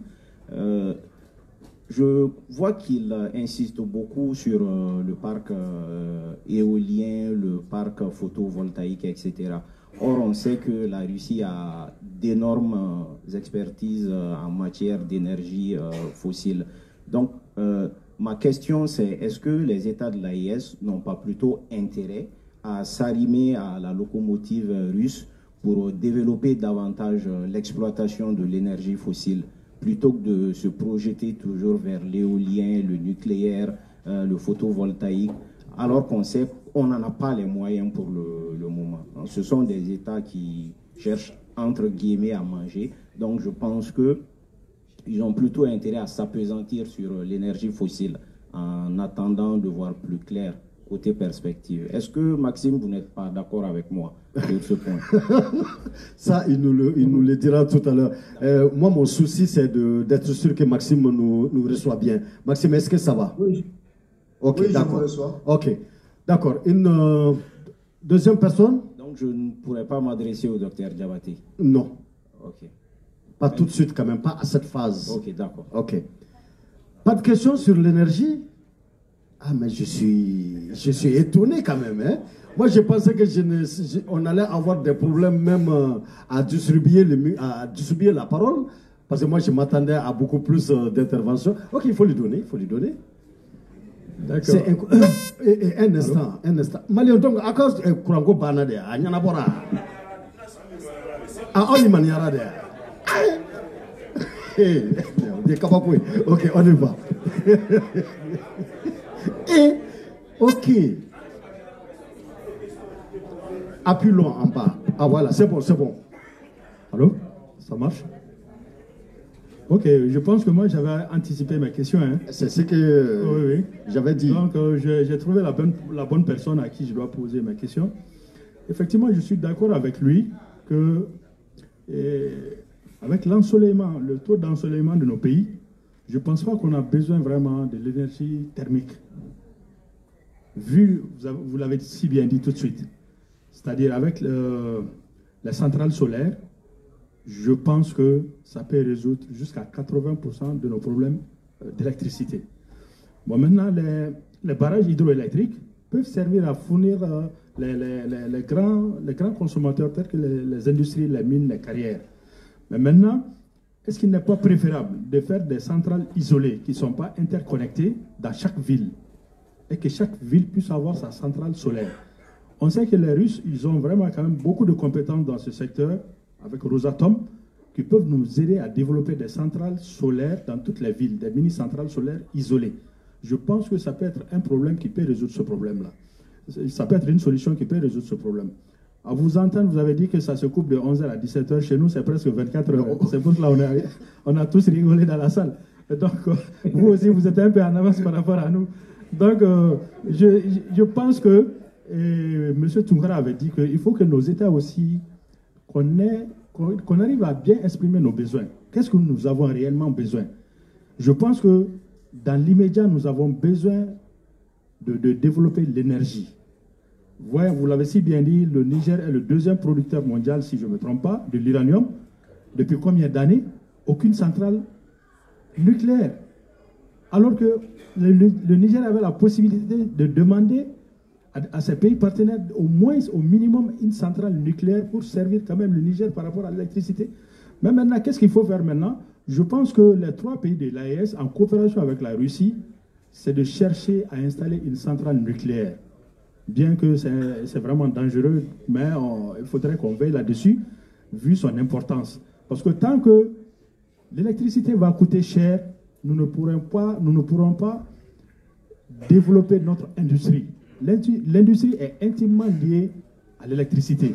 Donc moi, je pense que je vous rejoins qu'il faut que les 3 pays de l'AES se mettent ensemble pour créer une centrale nucléaire en coopération avec les Russes qui sont capables de nous donner cette technologie-là. Et de développer aussi les centrales solaires dans toutes les villes, des centrales solaires isolées, même s'ils ne sont pas interconnectés. Je pense que ça peut être une réponse aux différentes crises énergétiques que nous traversons en ce moment. Parce que, vu l'importation de l'électricité, cela a été coupé. Donc, il faudrait que nous arrivions à trouver des moyens pour assumer notre souveraineté énergétique. Merci beaucoup. Merci beaucoup. Merci. Alors, qui encore veut prendre la parole? Ok. Monsieur Touré. Alors, bonsoir. Touré Ibrahim, citoyen malien. Alors, moi j'ai une intervention d'abord d'une minute, et après je vais poser peut-être 2 questions à M. Maxime. Si on regarde un peu dans l'espace, on fait juste une petite analyse comparative entre la CEDEAO et l'AES, ce qui a fait que le Niger était dépendant à 80% de l'énergie du Nigeria.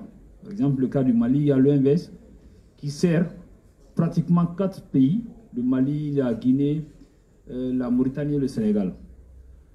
Aujourd'hui, avec cette crise énergétique, est-ce qu'il y a cette possibilité de collaboration entre les pays de l'AES? Si vous avez déjà des réflexions là-dessus, ce serait important de les partager pour nous.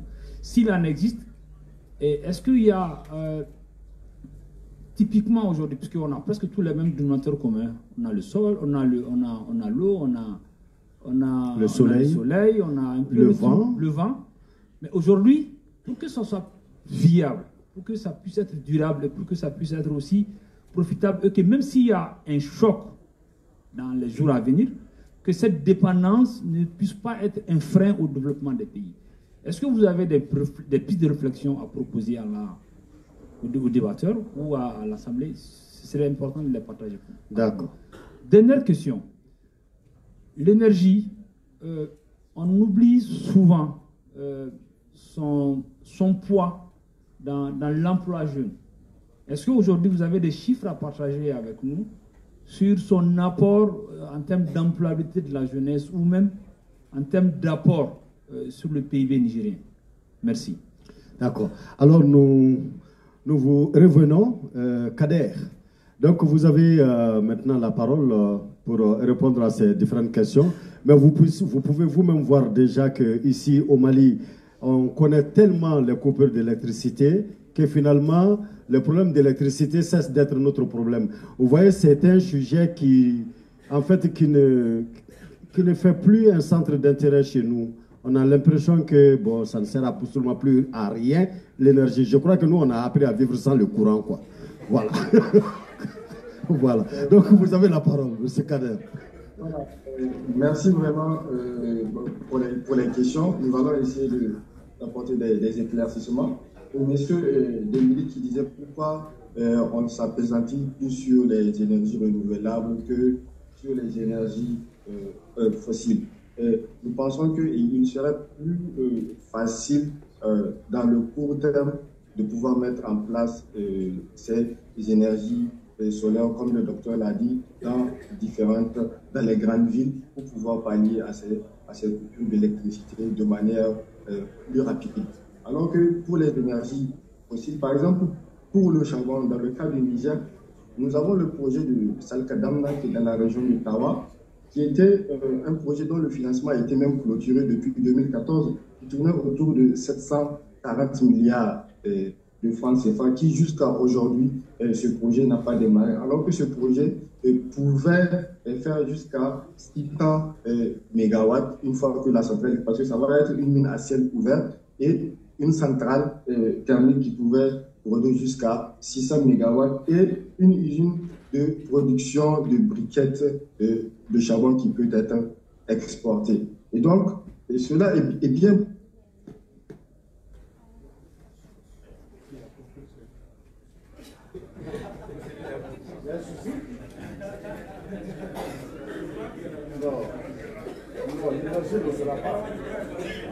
C'est sûr que le courant est parti au Niger. C'est sûr. Bon, d'accord. Ok. Alors, si Kader nous revenait après, donc on pourra lui donner la parole pour conclure. Et on va essayer de gagner du temps. Oui? D'accord. Mais rapidement, si ce n'était pas du tout prévu, alors là... Sur l'énergie, rapidement. Oui, bien sûr. Voilà, moi je voudrais abonder dans la même séance effectivement que Kader en disant que la solution aujourd'hui est la moins chère est d'aller vers les renouvelables, l'éolien et puis le solaire. Et c'est le long terme maintenant qu'on pourra aller projeter vers le nucléaire qui est le moins cher effectivement, mais ça demande du temps. Et sinon, le problème énergétique est un problème crucial. Le taux de couverture de l'Afrique de l'Ouest actuellement tourne autour de 52-53%. Et ça, le Niger est à 18 et quelques %, le Burkina autour de 19%, le Mali autour de 25% en milieu rural et 48% de façon dans les centres-villes. Et donc, tant qu'on ne fera pas face au développement de l'énergie, on ne pourra même pas développer l'économie tout court. Parce que pour construire une usine, pour extraire de l'or et tout, il faut l'énergie. Partout, tous les secteurs de l'économie ont besoin d'énergie. C'est la priorité des priorités qu'effectivement, il y a une certaine lassitude par rapport au sujet actuellement. Et ça demande plein de choses, y compris la bonne gouvernance qui aide beaucoup dans notre cas. Merci. Merci beaucoup.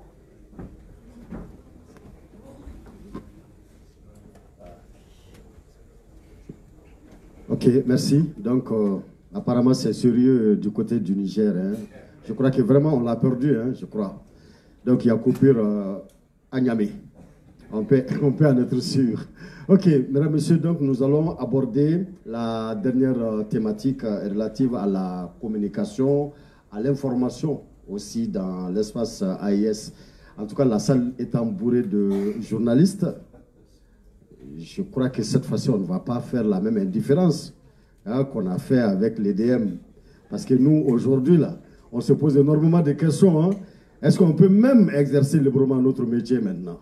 On se pose bien cette question-là. Quelle est la liberté d'expression? Comment doit-elle être prise par les uns et par les autres? Comment doit-elle être protégée? Qui pour la protéger surtout? Et quand elle est menacée, qui pour la sauver? Et voici entre autres des questions que nous nous posons, que je pose d'avance à notre invité pour lui dire qu'en tout cas, lui, sa communication ne va pas être facile. Ce n'est pas que je vous mets la pression, M. Zoundi, mais ça ne va pas être facile. À moins que les journalistes me surprennent là aussi, en me montrant que bon, on est tellement habitué maintenant à nous taire que ça ne nous dit plus rien. Peut-être que ça va être les mêmes effets qu'au niveau de l'énergie, qui sait. En tout cas, notre invité...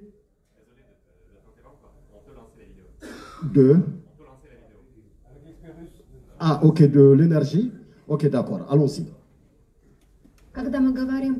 Lorsque nous parlons de la coopération de la Russie avec les pays de la région du Sahel dans le secteur de l'énergie, il est à noter que la Russie est en effet un leader dans un certain nombre de projets énergétiques importants. Tout d'abord, bien sûr, le projet d'énergie nucléaire. Ce projet est très demandé par les pays d'Afrique, y compris les pays du Sahel. Pourquoi? Parce que les projets d'énergie nucléaire permettent d'accéder à une production d'énergie stable, contrairement aux sources alternatives de production d'énergie toujours instables. En outre, l'énergie nucléaire contribue au développement progressif d'un pays. Il signifie aussi des projets éducatifs et le développement de l'industrie médicale. Il est important que tout en garantissant une sécurité adéquate, les projets d'énergie nucléaire soient également une question d'écologie. Par ailleurs, les pays de la région se caractérisent par des ressources importantes qui peuvent être utilisées dans le développement de diverses activités énergétiques. Non seulement dans le domaine nucléaire, mais aussi dans ceux de l'hydroélectricité, par exemple. Ainsi, le Niger est le principal fournisseur d'uranium de l'Union européenne. Selon les organisations telles que l'Association nucléaire mondiale ou l'Association atomique, il se classe au 7e rang mondial en termes de production d'uranium naturel. Grâce à la coopération avec le Niger, les réserves totales d'uranium naturel accumulées par les entreprises énergétiques de l'UE s'élèvent à plus de 35 000 tonnes, alors que l'Union européenne n'a besoin que de 12 500 tonnes par an. Or, tant dans ce pays que dans d'autres pays de la région, le niveau optimal d'électrification n'a pas été atteint. Par exemple, dans de nombreux pays, le taux d'électrification est inférieur à 5% et même le Burkina Faso, pays le plus performant à cet égard, a un taux d'électrification inférieur à 30%. Cependant, le développement de l'énergie nucléaire pourrait à long terme permettre l'électrification des pays de la région, car il implique non seulement la construction de différents modèles de centrales nucléaires créées en Russie, mais aussi le développement de technologies, d'écoles, de la médecine nucléaire, etc. C'est pourquoi la Russie peut et doit devenir le principal partenaire énergétique des pays de la région. De telles opportunités ont déjà été créées au Niger, au Mali et au Burkina Faso. Au Niger, la Russie peut devenir plus forte grâce au retrait de la France qui auparavant empêchait d'autres acteurs de mettre en place différents types de coopération. La visite officielle du vice-ministre russe de la Défense, le colonel général Yunusbek Evkourov, au Burkina Faso, au Mali et au Niger en est la preuve. Par ailleurs, un accord d'entente en matière de la défense a été signé. Il s'agit d'un point fondamental, car l'énergie nucléaire nécessite une sécurité d'exploitation. Par conséquent, la combinaison de différents projets énergétiques, pas seulement nucléaires, et de projets de sécurité est la configuration la plus favorable pour les activités de la Russie en Afrique. En outre, la coopération avec l'un des pays de la région du Sahel facilitera l'interaction avec d'autres pays. En effet, 3 pays, le Burkina Faso, le Mali et le Niger, ont accepté d'unir leurs efforts pour former une confédération. Lors de la session Russie-Afrique, libérer le potentiel de la coopération énergétique, qui s'est tenue dans le cadre de la Semaine russe de l'énergie en 2024, des discussions ont déjà eu lieu avec ces pays sur la construction d'infrastructures énergétiques, de projets de production nucléaire solaire, ainsi que sur la construction de centrales hydroélectriques. Le vice-ministre de l'Énergie a déclaré que l'Afrique, quant à elle, a tout ce qu'il faut pour développer le complexe énergétique et pétrolier avec l'aide de la Russie. Il existe un potentiel de développement énergétique avec l'accès au gaz et au charbon, comme l'a indiqué le directeur général de Gazprom Export lors de la session susmentionnée. Les principaux problèmes à surmonter dans ce cas sont les suivants. Tout d'abord, bien sûr, nous parlons des coûts élevés au début de presque tous les projets, du besoin constant d'investissement, du manque d'infrastructures de transport et il y a aussi des problèmes liés à la sécurité. Cependant, lorsqu'on évoque les projets qui ont déjà été mis en œuvre et qui se poursuivent dans les pays du Sahel par les entreprises russes, il ne faut pas seulement parler des projets actuels, mais aussi des projets soviétiques, car ceux-ci ont jeté les bases des projets actuels. Par exemple, à la fin des années 1960, une assistance a été fournie pour développer le potentiel hydroélectrique du Burkina Faso. Aujourd'hui, la construction et la maintenance de centrales nucléaires et hydroélectriques sont en cours au Burkina Faso et au Mali. Rosatom collabore notamment avec ces 2 pays. La coopération avec le Burkina Faso a été décidée lors du Forum économique international de Saint-Pétersbourg. Rosatom et le ministère de l'Énergie, des Mines et des Carrières du Burkina Faso ont signé un mémorandum sur l'éducation et la formation dans le domaine de l'énergie nucléaire en marge de ce forum. De même, en octobre 2023, un mémorandum d'entente et de coopération sur les utilisations pacifiques de l'énergie nucléaire a été signé avec le Mali. Parallèlement, dans le cadre du dialogue énergétique avec les partenaires occidentaux, les pays du Sahel ont principalement discuté de la transition verte, exclusivement de la production d'énergie renouvelable et neutre en carbone. Néanmoins, la Russie reste le leader dans ce domaine, car elle est également reconnue comme telle dans le domaine de l'hydroélectricité. Ce sont donc les entreprises russes, principalement Rosatom, qui s'avèrent être parmi les plus stratégiques dans la coopération avec les pays de la région du Sahel. D'autant plus que Rosatom peut en effet proposer différents types de centrales nucléaires adaptées aux spécificités de chaque pays. Il s'agit notamment de centrales nucléaires de grande capacité, de centrales nucléaires flottantes et de petits réacteurs modulaires. Les programmes éducatifs de Rosatom sont tout aussi importants, car ils donnent de l'espoir et permettent de développer le potentiel de progression constante du pays.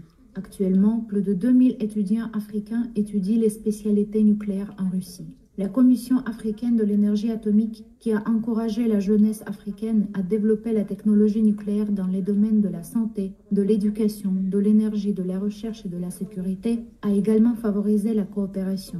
La compréhension. Il ne reste plus qu'à attendre que ces projets se réalisent. En fait, ils avancent assez lentement dans cette région. En Égypte, les travaux sont plus actifs.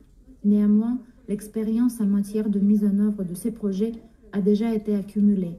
En effet, lors de la mise en œuvre du projet, il est très important pour Rosatom d'entrer sur le site et si la sécurité est assurée, le projet sera effectivement mis en œuvre. Il n'y a aucun doute à ce sujet. Si Rosatom est venu quelque part, c'est pour réaliser des projets. Ces projets sont liés au développement du secteur de l'énergie. C'est la base du secteur de l'énergie et le secteur de l'énergie est la base de l'économie. Par conséquent, dans ce cas, Rosatom est toujours un leader dans le développement de la coopération avec les pays de la région dans le domaine de l'énergie électrique. Il s'agit donc d'une occasion d'assurer l'électrification du pays, ce dont les pays de la région, et pas seulement cette région, mais aussi d'autres pays africains, parlent depuis longtemps. Je vous remercie de votre attention. Merci beaucoup. Merci. Alors, donc, nous passons directement à la troisième thématique relative à la communication dans l'espace AIS avec M. Terol Mohamed Issa Zoundi, journaliste, producteur et réalisateur et entrepreneur culturel burkinabé. M. Zoundi est diplômé en journalisme et communication. Il débute sa carrière dans les années 2000 en organisant des événements culturels majeurs, notamment le Festival des arts scolaires à Ouagadougou. Parallèlement, il est membre du réseau de presse Planète Culture et collabore avec des magazines culturels pour couvrir des événements tels que Jazz à Ouaga, Ouaga Hip Hop et le Festival du théâtre des réalités. Passionné par la promotion des artistes, il devient manager des talents burkinabés tels que Kassi Bowen, Wed Iyak et le collectif Format X. À travers sa structure Vivas Culture, cofondée avec Mohamed Kaboré, ingénieur en son et lumière, il soutient le développement des arts vivants au Burkina Faso. En 2008, M. Zoundi s'installe à Bamako, où il met en son expertise, disons, au service de grandes agences de communication telles que Publistar, Bintili Communication et la chaîne Africa Télévision. 2 ans plus tard, il élargit ses horizons en rejoignant l'agence A2CM Africa au Niger. Il y organise des événements marquants comme les Niger Hip Hop Awards et lance les magazines Kilimanjaro dédiés aux Success Stories et au Made in Africa en partenariat avec les cabinets K2A. En 2010 et 2018, il multiplie ses collaborations en Côte d'Ivoire avec des structures de renom, notamment la société de production Boss Playa, qu'il représente au Mali, et l'agence Vodo Communication. Et en 2016, M. Zoundi fonde son propre cabinet de consulting, TMG Consulting, spécialisé en médias et événementiel. À travers cette structure, il pilote des événements de grande envergure au Mali, comme les salons de l'action gouvernementale Maligov en 2018 et 2023, les salons de la femme rurale SAFER, ainsi que le forum genre et sécurité alimentaire. Il réalise plusieurs films institutionnels et des films de capitalisation au profit de plusieurs ONG et organismes en Afrique de l'Ouest. M. Zoundi est visionnaire et engagé et continue de jouer un rôle clé dans la promotion des industries culturelles et la valorisation des initiatives socio-économiques en Afrique de l'Ouest et en Europe. Monsieur Zoundi, que je vous demande d'applaudir, mesdames, messieurs. Et vous aurez déjà compris que sa communication va beaucoup plus parler de communication. Merci beaucoup. Monsieur Zondi. Bonsoir, chers auditeurs, chères auditrices. Merci de me donner la parole pour partager mes idées avec vous et aussi voilà, échanger et puis recevoir aussi. Donc, pour commencer, comme l'a dit honorable Dada Moussa Kone, bon, l'énergie est un ingrédient indispensable dans tous les secteurs. Donc, même en termes de communication, voilà, pour fabriquer et pour transmettre, je pense que l'énergie est indispensable. Donc, pour commencer d'abord, je vais parler d'infrastructures de communication avant d'aller à la communication d'ordre journalistique ou à caractère informationnel. Donc, on sait bien que dans ces trois pays qui forment l'AES, le Burkina, le Mali et le Niger, et ces pays sont dotés pas mal d'infrastructures en termes de communication, et notamment en termes de téléphonie mobile, en termes d'Internet. Donc, tout ça, ce sont des technologies qui ont permis aux zones urbaines et aux zones rurales de pouvoir bénéficier de pas mal de services de communication. Voilà. Et ces trois pays aussi, si on parle de communication à caractère journalistique, si je parle bien des médias, je peux dire que ces trois pays sont bien nourris en termes de médias. Donc, que ce soit en termes de chaînes de télévision publiques, en termes de radio rurale, de radio communautaire, la presse écrite, la presse en ligne. Et ces trois pays aussi ont un dénominateur commun qui est la jeunesse. Donc, je pense que ces trois pays, c'est la jeunesse, ont une population relativement très très jeune. Donc, et qui parle de guerre géopolitique, parle de guerre communicationnelle. Donc, c'est une nécessité absolue pour ces trois pays de créer une synergie d'action commune pour pouvoir faire face à ces défis de communication. Donc, que ce soit économie, que ce soit dans tous les secteurs, la communication est une priorité. Donc, c'est trois pays qui se mettent ensemble. Donc, je pense que c'est une grosse opportunité pour eux de pouvoir conjuguer ensemble leurs efforts en termes de communication. Si je pars dans tout ce qui est télécommunication, par exemple, je pense qu'il y a des décisions qui ont été prises il n'y a pas assez longtemps par ces trois pays qui vont permettre, je pense que d'ici la fin d'année, pour supprimer les frais de roaming entre les différents usagers de ces trois pays. Donc, c'est pour montrer que quand on va en groupe, on peut faire pas mal de choses.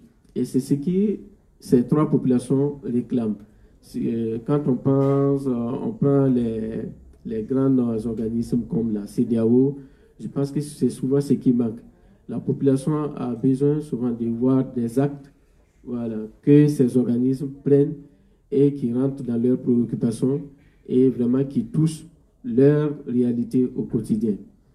Donc, et en termes de communication, c'est-à-dire que ce soit les journalistes de l'espace AES, c'est comment voir ensemble pour créer une plateforme commune qui va permettre de créer des échanges.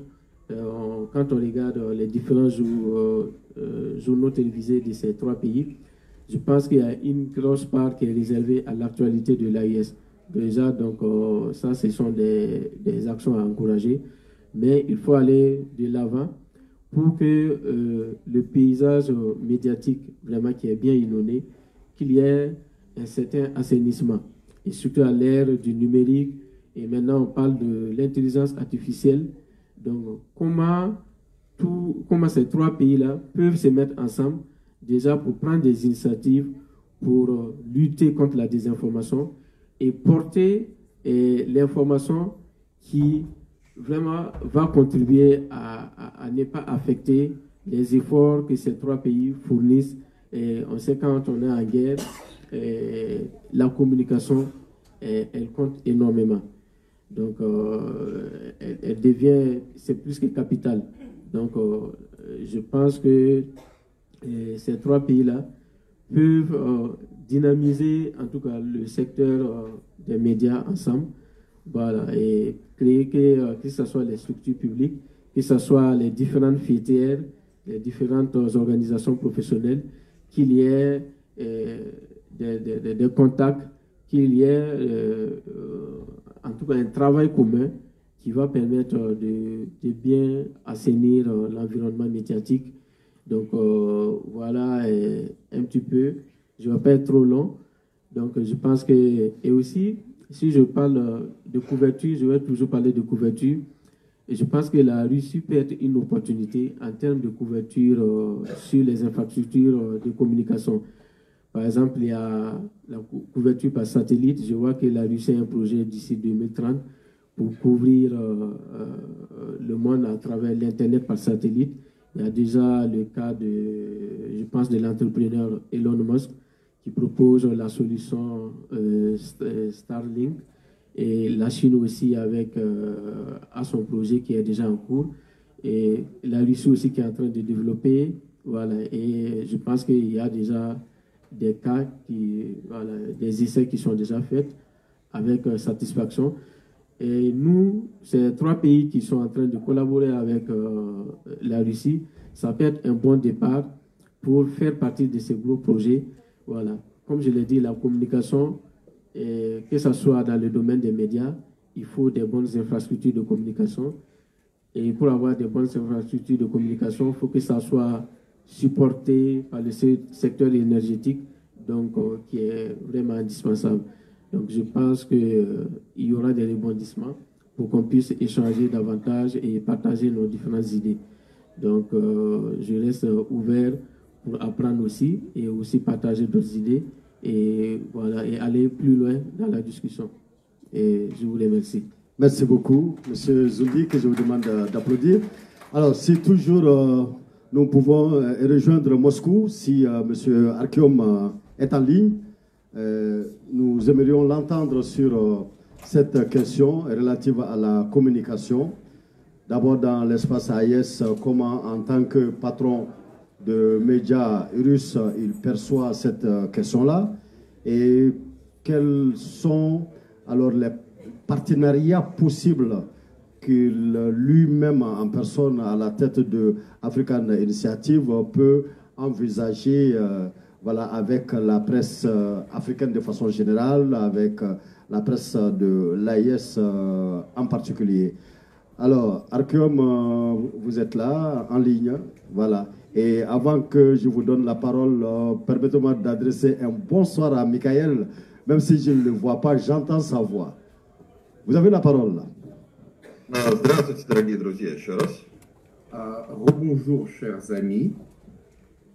Говоря о сотрудничестве и необходимости развивать сотрудничество между малийскими и российскими СМИ, можно отметить следующее. En parlant de la coopération entre les médias russes et maliens, on peut noter les points suivants que je vais évoquer. Мы на самом деле мало знаем друг о друге. En réalité, nous connaissons très peu les uns des autres. Знаете, какой вопрос? Основной вопрос мне задают как российскому эксперту и политологу в России. Vous savez, la question principale qu'on me pose concernant mon travail.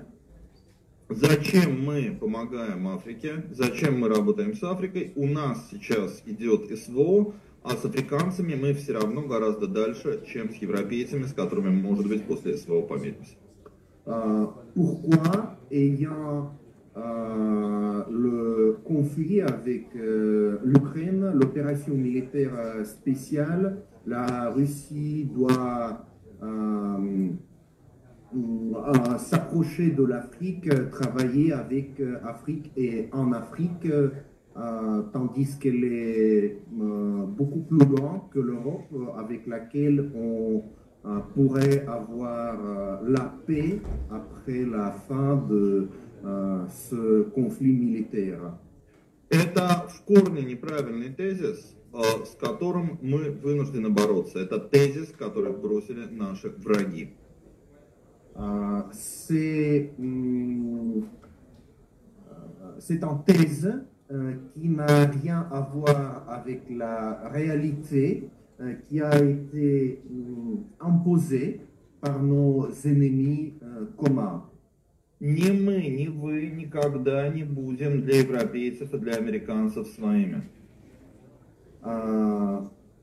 Personne, ni les Russes, ni les Africains, ne seront jamais des amis, des égaux des Européens, des Occidentaux. От вас и от нас хотят дешевых ресурсов. Ce qu'ils veulent de nous, de la Russie et de l'Afrique, ce sont des ressources premières bon marché. Нас и вас одинаково хотят эксплуатировать. Et c'est le même désir d'exploiter les Russes et les Africains. Европейцы ведут против нас гибридные войны. Les Européens mènent contre nous